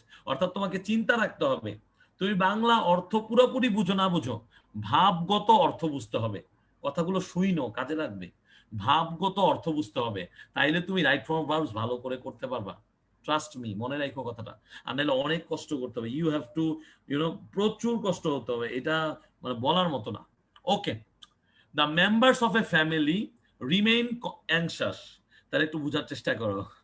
The members of a family remain conscious অথবা remain anxious if someone dash in a bus. তাহলে এখানে আমরা কি অ্যান্সার দিব? The members of a family remain conscious if someone dash in a verb. এখানে বুঝার করতে হবে যে সামওয়ান হচ্ছে একটা ইনডিফিনিট প্রোনাউন, আমি তোমাদেরকে পড়িয়েছিলাম, এটা আমরা ইংলিশ ফার্স্ট পেপার পড়ার সময় পড়েছিলাম। যারা নিয়মিত ক্লাস করছো আলহামদুলিল্লাহ, তোমরা ভুলার কথা না। আমি তোমাদেরকে শিখিয়েছিলাম ইনডিফিনিট প্রোনাউনের পরে যেই ভার্বটা বসে সেই ভার্বটার কি ফর্ম বসে? Verb one plus S by S. তার মানে এখানে ট্রাভেলস হবে, কি হবে? ট্রাভেলস। কারণ এই সাম ওয়ানটা সিঙ্গুলার ভার্বের মতো কাজ করতেছে, যে কোনো একজন, অনির্দিষ্ট যে কোনো একজনকে বোঝাচ্ছে।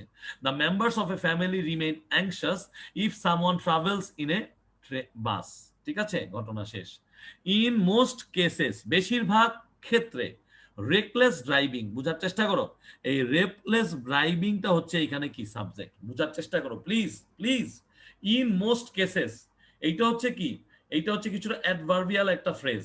এই অ্যাডভার্বিয়াল প্রিপোজিশনাল মানে অংশের যে অংশটা, ঠিক আছে, এই ফ্রেজের পরে যেটা আছে রিকলেস ড্রাইভিং, এইটা হচ্ছে আমার সাবজেক্ট। সো আমি এটা কোন ফ্রেজ, এটা না বুঝলেও সমস্যা নেই। এটা কি অ্যাডজেক্টিভ ফ্রেজ, এটা কি নাউন ফ্রেজ, নাকি অ্যাডভার্বিয়াল ফ্রেজ, নাকি প্রিপোজিশনাল ফ্রেজ, বুঝি আর না বুঝি, আলটিমেটলি আমাকে কি করতে হবে? যে ইন মোস্ট কেসেস, সরি, আচ্ছা সরি ওয়েট, একটু ভুল হয়েছে, একটু ভুল হয়েছে, মনে করো ইন মোস্ট কেসেস হচ্ছে প্রিপোজিশনাল ফ্রেজ। কারণ প্রিপোজিশন দিয়ে শুরু হওয়ার পরে যখন দুইটা আলাদা আলাদা ওয়ার্ড থাকে তখন এটা প্রিপোজিশনাল ফ্রেজ হয়। ওই মোস্ট কেসেস এর কারণে আসলে অ্যাডভার্বটা মনে হয়েছে। এটা 100% হচ্ছে তোমার প্রিপোজিশনাল ফ্রেজ। এইটা আমি তোমাদেরকে পড়ানোর চেষ্টা করবো, আল্লাহ যদি আমাকে বাঁচায় রাখেন, আমি যদি তোমাদের ক্লাস করাই, আমি তোমাদের ফ্রেজের উপর একটা ক্লাস নিয়ে নিব, যাতে করে তোমার ধারণাটা ক্লিয়ার হয়। এই ফ্রেজাল যে ইয়াগুলো আছে, ওয়ার্ড আছে, তারপর হচ্ছে তোমার adverbial phrase, noun phrase, prepositional phrase, ইনশাআল্লাহ আমি ক্লাস নিব। এখন ফোকাস হচ্ছে রিকলেস ড্রাইভিং এর উপর। রিকলেস ড্রাইভিং হচ্ছে আমার সাবজেক্ট। আমি সব ভুল বলছি, আমার কোনো সমস্যা নাই, আমি পরীক্ষার হলে নাম্বার পেতে পারি কিভাবে? আমি যদি সঠিকভাবে এখন লিখতে পারি। তাহলে রিকলেস ড্রাইভিং হচ্ছে একটা সিঙ্গুলার সাবজেক্ট, রিকলেস ড্রাইভিং হচ্ছে একটা সিঙ্গুলার সাবজেক্ট। তাহলে এটা যেহেতু প্রেজেন্ট টেন্সে আসতেছে, তাহলে রিকলেস ড্রাইভিং কজেস হবে, কি হবে? Causes, reckless driving causes road accidents, মানে এলোমেলো ড্রাইভিং মানে হচ্ছে মানে নিয়ন্ত্রণহীন এই গাড়ি চালানোটা কি করতে পারে, এই রাস্তাঘাটে তোমাদেরকে এই ধরনের অ্যাক্সিডেন্ট তৈরি করতে পারে। The drivers are in the habit of, এখন তোমরা সবাই এটা পারা উচিত, কারণ আমি তোমাদেরকে বলেছি যে যখন এরকম অফ, অন, অ্যাবাউট এগুলো থাকবে, এগুলোর পরে যে ভার্বটা বসাইতে বলবে তুমি কি করবা, V1 প্লাস আইএনজি বসাবা, V1 প্লাস আইএনজি বসাও, সরি। তাহলে এখানে কি হবে, ভায়োলেটিং। তাহলে এই সূত্রটা একটু মনে রাখলে এইটা প্রায় পরীক্ষায় আসতেছে, আসতেছে না ভাইয়া? আমরা যে সূত্রগুলো পড়ছি কিছুটা মিলে মিলে সবার অঙ্ক কি কিছুটা মিলতেছে? আলহামদুলিল্লাহ। একদিনে হবে না, প্র্যাকটিস লাগবে, অনেক প্র্যাকটিস লাগবে। আমি তো করাবোই, তার সাথে সাথে তোমাদেরও করতে হবে এবং বুঝে বুঝে করতে হবে। শুধুমাত্র অ্যান্সার শিট নিয়ে পাশে বসে খালি অ্যান্সার গুলো দেখলা আর অ্যান্সার দিলাম হবে না। তোমাকে কি করতে হবে, তোমাকে হচ্ছে বুঝে করতে হবে, তাইলে লাইফে কিছু করতে পারবা। Road accidents can B dash, এখন তুমি বুঝতেই পারতেছো বি আছে আর আমি তোমাদেরকে বলে দিছি এরপরে যদি ভার্ব বসাই, তো আর এটা তো right form of verb see, তাহলে খালি ইডি যোগ করে দাও, লেসেন্ড, লেসেন্ড। এখন বলবো ভাই লেসেন্ড কি, এটা হচ্ছে ভার্বের পাস্ট পার্টিসিপল। কাহিনী কি, কাহিনী হচ্ছে এটা প্যাসিভ মুডে আছে। তার মানে road accidents can be lessened if the drivers drive their vehicles carefully, ড্রাইভাররা যদি তাদের যেই মানে ভেহিকলস গুলো আছে, মানে তাদের যে গাড়িগুলো আছে সেগুলা কেয়ারফুলি কি করে চালায়। এখন এইখানে কি কারো প্রশ্ন নাই? কিন্তু স্যার আমার এখানে প্রশ্ন আছে। এখানে প্রশ্নটা কি জানো, এখানে একটা রুলস ভায়োলেট হয়েছে এবং সেই রুলসটা কি সেটা আমি দেখাই দিতেছি, তোমরা একটু দেখো। এখানে খেয়াল করো, road accidents, road accidents can be lessened, আমি কি বলেছি, ক্যান বি লেসেন্ড। তারপরে কি আছে, ইফ দ্য ড্রাইভার্স ড্রাইভ, তাহলে দেখি একটু লিখি, if the drivers drive their vehicles carefully. আমি যে তোমাদেরকে কন্ডিশনালস পড়ালাম, সেই কন্ডিশনালসে তো আমি তোমাদেরকে কখনো এরকম রুলস শিখাই নাই। তাহলে তোমাদের কাছে একটু খটকা লাগলো না কেন বলো তো? খটকাটা একটু লাগা উচিত, কারণ হচ্ছে আমি তোমাদেরকে গতকালও বলছিলাম যে ওই যে মিক্সড কন্ডিশনাল, অনেক সময় ওরা কি করে জানো, এইখানে দেখো ইফের পরে যে অংশটা আছে এখানে কিন্তু প্রেজেন্ট আছে, কি আছে, প্রেজেন্ট ইনডিফিনিট। তাহলে সূত্র অনুসারে এইখানে ফিউচার ইনডিফিনিট হওয়ার কথা ছিল, তাই না? এখানে ফিউচার ইনডিফিনিট হওয়ার কথা ছিল না, কিন্তু এখানে কি ইউজ হয়েছে, এখানে কিন্তু প্রেজেন্ট কন্ডিশনালটা প্যাসিভ মুডে ব্যবহৃত হয়েছে। প্রেজেন্ট কন্ডিশনাল কি, প্রেজেন্ট কন্ডিশনাল মানে হচ্ছে মোডাল ভার্ব প্লাস V1 টাইপের কিছু। তাইলে এখানে কি হয়েছে, মোডাল ভার্ব ক্যান, তারপরে বি, তারপর হচ্ছে ভার্ব 3। তাহলে কেন এতগুলো কথা বলতেছি, এই জন্য বলতেছি যে মাঝে মাঝে এরকম স্ট্রাকচার পেতে পারো, এরকম স্ট্রাকচার। এটা মূলত ফার্স্ট কন্ডিশনালি, এইটা মূলত ফার্স্ট কন্ডিশনালি, কিন্তু এই ফার্স্ট কন্ডিশনালে আমরা কোনো প্রকার ফিউচার ইনডিফিনিটের ব্যবহার করিনি। তার মানে ভাইয়া এইভাবে সকল ব্যাপারে ইউজ করলে হবে না। সাধারণত তোমরা যখন কমপ্লিটিং সেন্টেন্সের উত্তর দিবা সর্বদা খেয়াল রাখবা, 100% খেয়াল রাখবা এই ফার্স্ট, সেকেন্ড, থার্ড কন্ডিশনালের এক্সাক্ট রুলগুলো যেন করো। তুমি বলতে পারো যে স্যার আপনি নাম্বার দেন নাই কেন, আমি তো দেখেছি পরীক্ষার হলে এরকম এলোমেলো আসছে, কিন্তু আলটিমেটলি স্যার তোমাকে নাম্বার দিতে বাধ্য না। কারণ কি, যেখানে ডিরেক্ট নিয়ম, যেমন কমপ্লিটিং সেন্টেন্সের ডিরেক্ট নিয়ম, সেখানে কোনো প্রকার ডিরেক্ট সিচুয়েশন ছাড়া অন্য কোনো সিচুয়েশন নাই, সো আলটিমেটলি সেখানে কোনো প্রবলেম হয় না। ঠিক আছে, সো এখানে কোনো প্রবলেম হয় না। তারপরেও লিখে দিলে স্যার কি পুরোপুরি কেটে দিবে? স্যার যদি অনেক ডাইনামিক হয়, গতিশীল হয়, স্যার যদি বুঝে যে না ঠিক আছে এরকম হতে পারে, তাহলে স্যার কখনোই কাটবে না। এই হচ্ছে আমার কথা, ঠিক আছে? ওকে, এরপরেরটা দেখো, ওয়াইল আছে। আমি তোমাদেরকে বলেছিলাম 2 নাম্বার ক্লাসে, বাচ্চারা মনে করো 2 নাম্বার না 1 নাম্বার ক্লাসে, মনে পড়তেছে না, ওয়াইল যদি থাকে তোমার কি কনফিউজ করবে, তোমাকে কনফিউজ করবে ওয়াইল দিয়া, তুমি কনফিউজ হবা না, তুমি বলবা আমি কনফিউজ হই নাই। ওয়াইলের পরে এখানে ভার্ব 1 আছে, এখানে ভার্ব 1 প্লাস আইএনজি করে দেন, কাহিনী শেষ, খেলা খতম। তাহলে অ্যান্সার কি হবে, ওয়াইল ক্রসিং। তাহলে ওয়াইল কেন ব্যবহৃত হয়, ওয়াইল ব্যবহৃত হয় দুইটা ডিফারেন্ট ডিফারেন্ট মুডকে, দুইটা ডিফারেন্ট ডিফারেন্ট ঘটনাকে একত্রিত করার জন্য। while crossing the road they should be careful, তাদের উচিত কি হওয়া, তাদের উচিত কেয়ারফুল হওয়া। এখন আবার যদি কেউ প্রশ্ন করো ভাইয়া বিয়ের পরে তো ভার্ব 3 হয় নাই, তাহলে আমি বলবো ভাইয়া কেয়ারফুল কোন পার্টস অফ স্পিচ আগে একটু জেনে নাও তো দেখি। তোমরা কি কমেন্ট বক্সে জানিয়ে দাও তাদেরকে যারা বিয়ের পর ভার্ব খুঁজে পাচ্ছে না দেখে পাগল হয়ে যাচ্ছে, তাদেরকে বলে দাও যে কেয়ারফুল কোন পার্টস অফ স্পিচ। তোমরা যারা জানো তারা প্লিজ বলে দাও, তাহলে আমিও বুঝবো যে আলটিমেটলি তোমরা বুঝতেছো যে কেয়ারফুল যে কোন পার্টস অফ স্পিচ আর কেন এখানে এই ভিত্রি বসে নাই। বোকা ছেলেরা, কেয়ারফুল মানে কি সাবধান হওয়া, এটা একটা অবস্থাকে বোঝায়, তাহলে এটা হচ্ছে একটা অ্যাডজেক্টিভ। তাহলে আমি বলেছিলাম বিয়ের পরে যে কোনো ভার্ব থাকলে সেটার ভিত্রি হবে। আমি কখনো বলি নাই বিয়ের পরে অ্যাডজেক্টিভ থাকলে সেখানে ভিত্রি হবে, কারণ অ্যাডজেক্টিভ আর ভার্বের মধ্যে একটা পার্থক্য আছে। I hope you know. Okay good. Some people travel, দেখো তো এইখানে সাম হচ্ছে ডিটারমিনার, এই পিপল হচ্ছে এটার কি, এটার হচ্ছে সাবজেক্টের অংশ।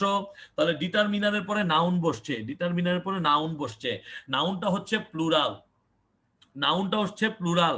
তাহলে এখন একটু চিন্তা করো, সাম পিপল, সাম পিপল, তারপরে কি ট্রাভেল আছে, ট্রাভেল হচ্ছে এখানে প্রথম ভার্ব, ট্রাভেল হচ্ছে এখানে প্রথম ভার্ব, আর এখানে দ্বিতীয় ভার্বটাকে এই ক্লাইম। তাহলে সূত্র মনে আছে তোমাদেরকে যে বলেছিলাম যে দ্বিতীয় ভার্বে কি হয়, দ্বিতীয় ভার্বে হচ্ছে ভি1 প্লাস আইএনজি হয়।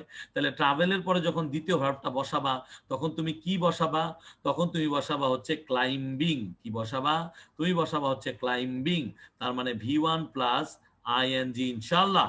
তাহলে আমাদের অ্যান্সার মোটামুটি হয়ে গেল।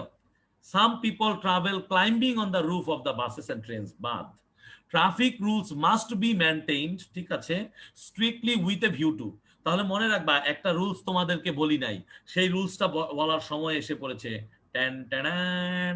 তাহলে চলো সেই রুলসটা বলে দেই। কিছু কিছু স্পেশাল শব্দ আছে, মনে রাখবা কিছু কিছু স্পেশাল ওয়ার্ড আছে, স্পেশাল ওয়ার্ড আছে, অথবা স্পেশাল ফ্রেজ আছে, অথবা ফ্রেজাল ওয়ার্ড আছে। যেইভাবে এদেরকে নাম তুমি দাও না কেন এরা হচ্ছে তা। তাহলে তাদেরকে আমরা একটু লিখি অন্য কালি দিয়ে, তাদেরকে ধরো নীল কালি দিয়ে লিখি। আমরা বলতেছি এই ওয়ার্ডগুলো হচ্ছে with a view to, with a view to, তারপরে হচ্ছে কি, তারপরে হচ্ছে উইথ এ ভিউ টু আছে, তারপরে আমরা কি ইউজ করতে পারি বলতো, আমরা look forward to, look forward to, আমরা ইউজ করতে পারি in addition to, in addition to, তারপরে আমরা আর কি ইউজ করতে পারি, আমরা ইউজ করতে পারি তাহলে with a view to, look forward to, in addition to, ঠিক আছে। সো এইরকম যে ওয়ার্ডগুলো থাকে, এই ওয়ার্ডগুলোর শেষে কি আছে, এই ওয়ার্ডগুলোর শেষে হচ্ছে আলটিমেটলি টু আছে, তাই না, টু আছে তাই না, টু আছে তাই না। কিন্তু আমরা নর্মালি পড়েছিলাম যে টু প্লাস ভার্ব ওয়ান মানে হচ্ছে ইনফিনিটিভ। তাহলে তুমি যে কেউ দেখে বুঝতে পারে যে এই টু আছে তাহলে ভার্ব ওয়ান বসাই দেব, টু আছে ভার্ব ওয়ান, কিন্তু না, সব টু এর ক্ষেত্রে ভার্ব ওয়ান না। এই সকল স্পেশাল কিছুর ক্ষেত্রে তোমরা ভার্ব ওয়ান প্লাস আইএনজি পড়বা। এটা তোমরা পড়তে পড়তে শিখতে শিখতে জানো সবাই, তারপর ভাবলাম একটু জানিয়ে দিই যে with a view to, look forward to, in addition to, এই ধরনের শব্দের সাথে সাধারণত কি হয়, সাধারণত ভি1 প্লাস আইএনজি হয়, অর্থাৎ ভার্বের ফর্মটা কি হয়, ভি1 প্লাস আইএনজি হয়। তাহলে এইখানে কি আছে, এইখানে আছে with a view to dash road accident, with a view to controlling road accident. তোমরা অ্যান্সার সবাই সঠিক দিয়েছো, সবাই সুন্দর মতো অ্যান্সার দিছো, আমি জাস্ট বুঝাই দিলাম, আশা করি তোমাদের মাথায় থাকবে। তাহলে এখানে অ্যান্সারটা কি হবে, কন্ট্রোলিং। সো এই হচ্ছে এইভাবে পড়া। একটা জিনিস যদি ভালো মতো পড়া যায় ভাইয়া, তাহলে সেইখান থেকে ম্যাক্সিমাম বেনিফিট পাওয়াটা খুব কঠিন কিছু না, একটা ম্যাক্সিমাম বেনিফিট পাওয়াটা খুব কঠিন কিছু না। শুধু তোমার জানার ইচ্ছা, তোমার জানার প্রচন্ড ইচ্ছা তোমাকে কি করবে, তোমাকে আলটিমেটলি তোমাকে সেই পর্যায়ে নিয়ে যাবে যেখান থেকে তুমি নিজেকে কল্পনা করতে পারবে যে না আমি বুঝতেছি, আমি পারতেছি, আমি আন্দাজে উত্তর দিচ্ছি না। আমি তোমাদের কাছে একটাই অনুরোধ করব, যারা এখনো কষ্ট করে ক্লাস করতেছো তাদেরকে স্যালিউট। তোমরা আন্দাজে উত্তরটা বন্ধ করবা, তোমাদের কাছে অনুরোধ, তোমরা আন্দাজে আর উত্তর দিবা না, চেষ্টা করবা শিওর হয়ে উত্তর দিতে। অন্ধকারে ঢিল মারা যায় বাবা, অন্ধকারে ঢিল মারা যায়। হ্যাঁ, কনফেস টু ইউজ করা যায়, very good, very good, very good. Get use to, would you mind, thank you very much. আমি সেগুলো নিয়মও পড়াবো, দেখো তোমাদের কথাগুলোকে লিখে দেই। গেট ইউজ টু, আবার কি আছে একটা special, would you mind, would you mind, এটা পড়াবো। এটা হচ্ছে ওই যে স্পেশাল ফ্রেজাল ওয়ার্ড পড়াবো না, তখন পড়াবো। উড ইউ মাইন্ডের পরে সাধারণত ভি1 প্লাস আইএনজি হয়, ভি1 প্লাস আইএনজি হয়। যেমন উদাহরণ দেন ভাইয়া, উদাহরণ দিয়ে দেন লেকচার শিটে যেন আমরা পাই। হ্যাঁ, লেকচার শিটে তোমরা উদাহরণ পাবা, আমি লিখে দিচ্ছি। Would you mind, would you mind taking a cup of tea. তাহলে টেকিংটাকে আমি একটু কালো ভাষায় লিখে দিই, মানে কালো এই রঙে। Would you mind taking a cup of tea, taking a cup of tea. আচ্ছা দাঁড়াও, এটাকে একটু মুছে দেই, এটাকে একটু মুছে দেই। কাপ অফ টি। একটা জিনিস ভুলবা না, এখানে কিন্তু একটা কি দিতে হবে, এখানে একটা প্রশ্নবোধক চিহ্ন দিতে হবে। ঠিক আছে, ওকে, এই জিনিসগুলো একটু মনে রাখবা। বলো ভাল লাগতেছে কিনা আমাকে বলো, তোমাদের কেমন লাগতেছে? ঠিক আছে, ওকে, আমাকে বলো, আমাকে বলো। ওকে, সমস্যা নাই। তোমাদের যদি মনে হয় যে না, we are we had had enough, আমাদের আজকে যথেষ্ট হয়েছে আলহামদুলিল্লাহ, তাহলে আমি থেমে যাব। আমি তোমাদেরকে প্রেসার দিয়ে শেখানোর কিছু নাই, কারণ যতটুক সময় দেওয়ার চেষ্টা করতেছি, এতটুক এই জন্য দেওয়ার চেষ্টা করতেছি যেন তুমি আলটিমেটলি নিজে শিখতে পারো। তুমি যেন মানে ফিল করতে পারো যে না, তুমি কনফিডেন্ট আছো। তুমি যেন এটা বুঝে বুঝে পড়তে পারো, তুমি যেন আরেকজনকে বোঝাতে পারো। বুঝতে পারছো? আমার আর অন্য কিছুই চাওয়ার বা পাওয়ার নাই। সো এই হচ্ছে আমার কথা, ঠিক আছে? এই হচ্ছে আমার কথা, ঠিক আছে? সো তোমরা বুঝতে পারছো কিনা সেইটা হচ্ছে জিনিস। যে তোমরা যদি, হ্যাঁ, would you mind flying in the sky, 100% সুন্দর লাইন, অনিক ঘোষ, থামস আপ, সুন্দর লাইন, ঠিক আছে? সো এইভাবে পড়তে হবে আলটিমেটলি, ঠিক আছে? তোমাদেরকে মানে পড়তে হবে। আই নাম্বারটা না, আই নাম্বারটা, আচ্ছা আই নাম্বারটা আবার বুঝাচ্ছি। সাম পিপল ট্রাভেল, আমি বলেছি সাম হচ্ছে এখানে ডিটারমিনার, এই যে ডি লিখেছি। পিপল হচ্ছে এখানে নাউন, নাউনটা হচ্ছে কি প্লুরাল নাউন, পিপল হচ্ছে প্লুরাল। তাহলে সাম পিপল, এই পুরাটা হচ্ছে এখানে সাবজেক্ট। সাম পিপল ট্রাভেল, ট্রাভেলটা হচ্ছে এখানে ভার্ব, এবং এটা হচ্ছে প্রথম ভার্ব। যেহেতু এটা হচ্ছে একটা প্লুরাল সাবজেক্ট, তাই এর সাথে একটা প্লুরাল ভার্ব বসছে। তাহলে সাম পিপল ট্রাভেল, আমি বলে দিয়েছি যে দুইটা ভার্ব পরপর বসলে, দুইটা ভার্ব পরপর বসলে সেকেন্ড ভার্বটা কি হয়? সেকেন্ড ভার্বটা হচ্ছে ভি1 প্লাস আইএনজি হয়। আশা করি তোমাদের এটা সবার মনে আছে। সো এইখানে আমরা কি লিখেছি? এই জন্য আমরা লিখেছি some people travel climbing, some people travel climbing on the roof of the buses and trains. আশা করি এখন বুঝতে পারছো। জিনিসটা হচ্ছে কি জানো, তুমি শিখে শিখে মানে নিজেকে যখন একটা অবস্থায় নিয়ে যাবা, তখন দেখবা ব্যাপারটা অন্যরকম, মানে তোমার জিনিসটাই অন্যরকম লাগতেছে। আর যখন তুমি ফোর্সফুলি কিছু শিখবা মুখস্থ করে করে, তোমার অনেক ঝামেলা হবে, অনেক ঝামেলা হবে, ঠিক আছে? ওকে, সি আর ই নং, সি আর ই নং, ঠিক আছে, ওকে, ওকে, সি আর ই নং। আচ্ছা, সি আর ই নং ও বুঝাচ্ছি। আমি বলেছিলাম যে সি এর ব্যাপারটা হচ্ছে, আমরা এইখানে প্রোগ্রেসিভ যে সেন্টেন্সটা, মানে ঘটনাটা ঘটতেছে, যে রিসেন্টলি ইট হ্যাজ রাইজেন, আমি বলেছিলাম রিসেন্টলি যেহেতু আমার এখানে আছে, সেহেতু এটা হচ্ছে প্রেজেন্ট পারফেক্ট টেন্স হবে। Okay, done. তাহলে recently is an it has risen to an alarming rate, alarming rate, এটা সম্প্রতি একটা এমন মারাত্মক অবস্থায় পৌঁছেছে যে taking a heavy toll of human lives, অর্থাৎ এটা নিয়ে নিচ্ছে। এটা কিন্তু থেমে নেই ভাইয়া, কোনো দিকে এটা থেমে নেই। তো আমি বলেছিলাম যে এইখানে স্পষ্ট কোনো রুলস তুমি ইউজ করতে পারবা না। এইখানে মূলত প্রেজেন্ট পার্টিসিপল মানে ভার্ব ওয়ান প্লাস আইএনজি, এই রুলসটা বসছে। সো আলটিমেটলি এইটা চলমান, তাই এইখানে এই টেকিংটা আমরা বসাইছি। এটা যদি এমন হইতো যে এটা আজকে হয়েছে কালকে শেষ, তাহলে আমরা এটা চলমান বলতাম না। শুধুমাত্র ওই প্রোগ্রেসিভনেসটা বোঝানোর জন্যই এখানে টেকিং হয়েছে। আর ই নাম্বারটা কি হয়েছে জানো? ইন মোস্ট কেসেস, কমা, ইন মোস্ট কেসেসে তোমার মাথায় আনার দরকার নাই, ইন মোস্ট কেসেসকে তোমার মাথায় আনার দরকার নাই। রিকলেস ড্রাইভিং কে তোমার মাথায় রাখার দরকার আছে। রিকলেস ড্রাইভিং হচ্ছে তোমার সিঙ্গুলার সাবজেক্ট, রিকলেস ড্রাইভিং হচ্ছে তোমার singular subject. So reckless driving এর পরে যে ভার্বটা বসবে সেটা অবশ্যই সিঙ্গুলার ফর্ম অফ ভার্ব বসবে। সো এইখানে কজেস হইছে। তুমি যেমন হি ওয়ান্টস লেখো, হি ওয়ান্ট তো লেখো না। সো সেইভাবে রিকলেস ড্রাইভিং কজেস হইছে, ঠিক আছে? আর এইটা যেহেতু প্রেজেন্ট টেন্সে আছে, সো এইখানে তার কজকে পাস্ট ফর্ম অফ ভার্বে নেওয়ার কোনোই প্রয়োজন নাই। সো এই হচ্ছে ব্যাখ্যা। ওকে ভাইয়া, এনাফ হইলে সমস্যা নাই, তোমরা যদি বুঝতে পারছো তাইলেই হয়েছে। আমি বেশি তোমাদেরকে মাথা ঘোরাবো না, ঠিক আছে? সো বুঝতে হবে। Would you mind going a long long drive? Yes. No more today please. No problem ভাইয়া। তোমরা বুঝছো কিনা, তোমাদের কোনো প্রবলেম থাকলে সেইটা বলো, জাস্ট প্রবলেমগুলো সলভ করতেছি। আশা করি এইটুক সময় তো তোমরা দিবা, ঠিক আছে? আর আরেকটা করবো না। ওকে, ভার্ব প্লাস আইএনজি ছাড়া টু প্লাস ভার্ব দিলে হবে না? না ভাইয়া, টু প্লাস ভার্ব দিলে এখানে হবে না। এখানে তুমি যদি বলো যে recently it has risen to an alarming rate to take a heavy toll, না, এখানে টু টেক এ হেভিটল হইলে টু টেকের আগে আসলে একটা কি লাগবে, আসলে একটা পারফেক্ট সাবজেক্ট লাগবে। এখানে তো সাবজেক্টই নাই, এখানে তো অলরেডি হ্যাজ রাইজেনের পরে টু আইসা পড়ছে। সো এখানে আবার টু বসানো যাবে না ভাইয়া, এটা প্রোগ্রেসিভ আছে, তাই এটা এইভাবেই বসাইতে হবে, ঠিক আছে? ওকে, এক্সট্রা প্র্যাকটিস শিট দিলে ভালো হইতো। এক্সট্রা প্র্যাকটিস শিট, ওকে, কোনো সমস্যা নাই, কোনো সমস্যা নাই। তোমরা যদি বলো তাহলে কালকে আরেকটা ক্লাস নিয়ে নিব, আমি একটা পোল দিব, তোমরা তাহলে বলবা যে কালকে নিব কিনা। কারণ এই প্রসেসটা যদি থাকো, আমরা যদি কালকে আরেকটা ক্লাস নেই, হয়তো বা তোমাদের ভালো লাগতে পারে। ভালো লাগতে পারে বলতে কি, কালকে যদি ক্লাস নেওয়ার অবস্থা থাকে, তাহলে হচ্ছে আলটিমেটলি আমি তোমাদের কি করতে পারবো, তাহলে হচ্ছে আলটিমেটলি মানে তোমাদেরকে বুঝাইতে পারবো। সো আমি দেখি যদি এরকম কিছু পাই কিনা, এরকম কোন স্লট পাই কিনা কালকে।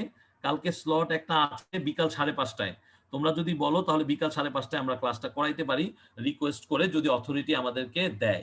তাহলে কি জানো, তাহলে ওই ফ্লোটা থাকবে। আর আমি তোমাদেরকে প্র্যাকটিস শিটটা এখনই দিয়ে দিচ্ছি, প্র্যাকটিস শিটটা আমি এখনই দিয়ে দিচ্ছি বাবা, প্র্যাকটিস শিট আমি এখনই দিয়ে দিচ্ছি। ওকে ডান, ওকে ডান, ওকে ডান, ঠিক আছে, ওকে, ওকে ডান, ওকে। আমি তাহলে পোল দিয়ে দিচ্ছি যে কালকে 5:30টায় তোমরা ক্লাস করতে আগ্রহী কিনা। সো যারা যারা আগ্রহী তারা দিতে পারো, যারা যারা আগ্রহী না, না করে দিতে পারো, কোনো সমস্যা নাই, ঠিক আছে? সো আশা করি আর কারো কোনো কোশ্চেন থাকার কথা না। আমি তোমাদেরকে একদিন, হ্যাঁ, আরো কয়েকটা করাবো। আল্লাহ বাবা, তোমরা কি বলো? এই যে দেখো তো, স্লাইড গুলা দেখো, দেখো ভাইয়া কি কি মনে করছে, 1-2টা পড়ানোর জন্য আসছি। এই যে স্লাইড দেখো, তোমরা স্লাইড দেখো, আমি কি 1-2টা পড়ানোর জন্য আসছি? এমনকি আমি তোমার হচ্ছে কমপ্লিটিং সেন্টেন্সও নিয়ে আসছিলাম, কমপ্লিটিং সেন্টেন্সও নিয়ে আসছিলাম। কিন্তু আমি জানি যে আসলে বেশি একদিনে দিলে সম্ভব না, তারপরও চেষ্টা করতেছি যতটুকু পারা যায়, আলহামদুলিল্লাহ, ইনশাল্লাহ। তোমরা বুঝতে পারলেই হয়। প্র্যাকটিসের জন্য এনাফ আমার কাছে আছে বাবা, আমি অনেক প্র্যাকটিস করাবো প্র্যাকটিসের জন্য। আসলে আমি এতদিন তোমাদেরকে একটা কথা দিছিলাম যে যা কিছু পড়াচ্ছি দেখবা যে অক্ষরে অক্ষরে মিলবে, অক্ষরে অক্ষরে মিলবে, যে তোমার যে রুলস গুলো তোমরা পড়তেছো এই রুলস গুলোই ঘুরে ফিরে আসবে। এইটুক জাস্ট তোমরা খেয়াল করো যে তোমরা মেলাতে পারতেছো কিনা, তাহলে আলহামদুলিল্লাহ, কোনো সমস্যা নেই। ওকে, ডান ডান ডান ডান। আজকে না বাবা, আজকে করাচ্ছি না, আমি বলতেছি হচ্ছে নেক্সট ডে, তোমরা যদি কালকে করতে আগ্রহী থাকো, ঠিক আছে? ওকে, অ্যাসাইনমেন্টের কাজ হয়ে গেছে, কিন্তু ওরা যেহেতু লকডাউনে আছে, লকডাউনে থাকার কারণে ধীরে ধীরে কাজ দিচ্ছে। সো আশা করতেছি ওরা আপলোড দিয়ে দেওয়ার কথা আজকে রাত্রে অথবা কালকে, বা আমি আপলোড দিয়ে দিব, দেখতেছি আমি, ঠিক আছে? কারণ হচ্ছে আজকে আমার একটু দুর্ঘটনা ঘটছে ভাইয়া, আমার বন্ধু মারা গেছেন। তো আসলে আমি একটু মানসিকভাবে বিধ্বস্ত। তো এই জন্য আসলে মানে সবকিছু আর মাথার ভিতরে নেই। আমার অনেকগুলা ক্লাসও আমি অফ করছি, নিতে পারিনি। সো তোমরা আমার ক্লাস ভালো না লাগলে বলতে পারো, ঠিক আছে? আবার তোমাদের এক কোর্সে 2জন আমাকে বলতেছে এই স্যারকে আমাদের দরকার নেই, এই স্যারকে বের করে দেন কোর্স থেকে, এই স্যারকে সরাই দেন। মানে তখন একটু কথাটা কেমন জানি লাগলো যে আসলে ঠিক আছে, তোমাদের যদি আমার দ্বারা উপকার না হয় তাহলে আমি সরে যাব, মানে কেউ আমাকে সরাই দিবে এইভাবে? কারণ আমি চেষ্টা করতেছি তোমাদেরকে 100% দেওয়ার, যতটুকু আমার ভিতরে আছে, ঠিক আছে, একদম যতটুকু খুঁটিনাটি সহ। তো সেই ক্ষেত্রে আমি জানি না, আমাকে বলতেছে যে ফার্স্ট পেপারের টিচার চেঞ্জ করান, ফার্স্ট পেপার দরকার নেই এই স্যারকে, সাম টাইপ অফ কমেন্টস। তো ঠিক আছে, কমেন্ট করতেই পারে, সবার ফ্রিডম আছে, সবাই করতেই পারে, ইটস ওকে। তো যাই হোক, ঠিক আছে তাহলে, থ্যাংক ইউ ভেরি মাচ সবাইকে। আশা করি কালকে যদি ক্লাস নিতে পারি, এক্সট্রা অর্ডিনারি আরেকটা আমরা প্র্যাকটিস সেশন করব, যেখান থেকে আমরা ইনশাল্লাহ নিজেদেরকে অন্য লেভেলে নিয়ে যেতে পারবো, ঠিক আছে? ঠিক আছে, বুঝতে পারছো? সেই হচ্ছে কথা। ওকে, ঠিক আছে। সো ঠিক আছে, thank you very very much ভাইয়া, থ্যাংক ইউ ভেরি মাচ। তোমরা অনেক ভালো থাকো, অনেক ভালো থাকো এবং অনেক সুস্থ থাকো। আসসালামু আলাইকুম।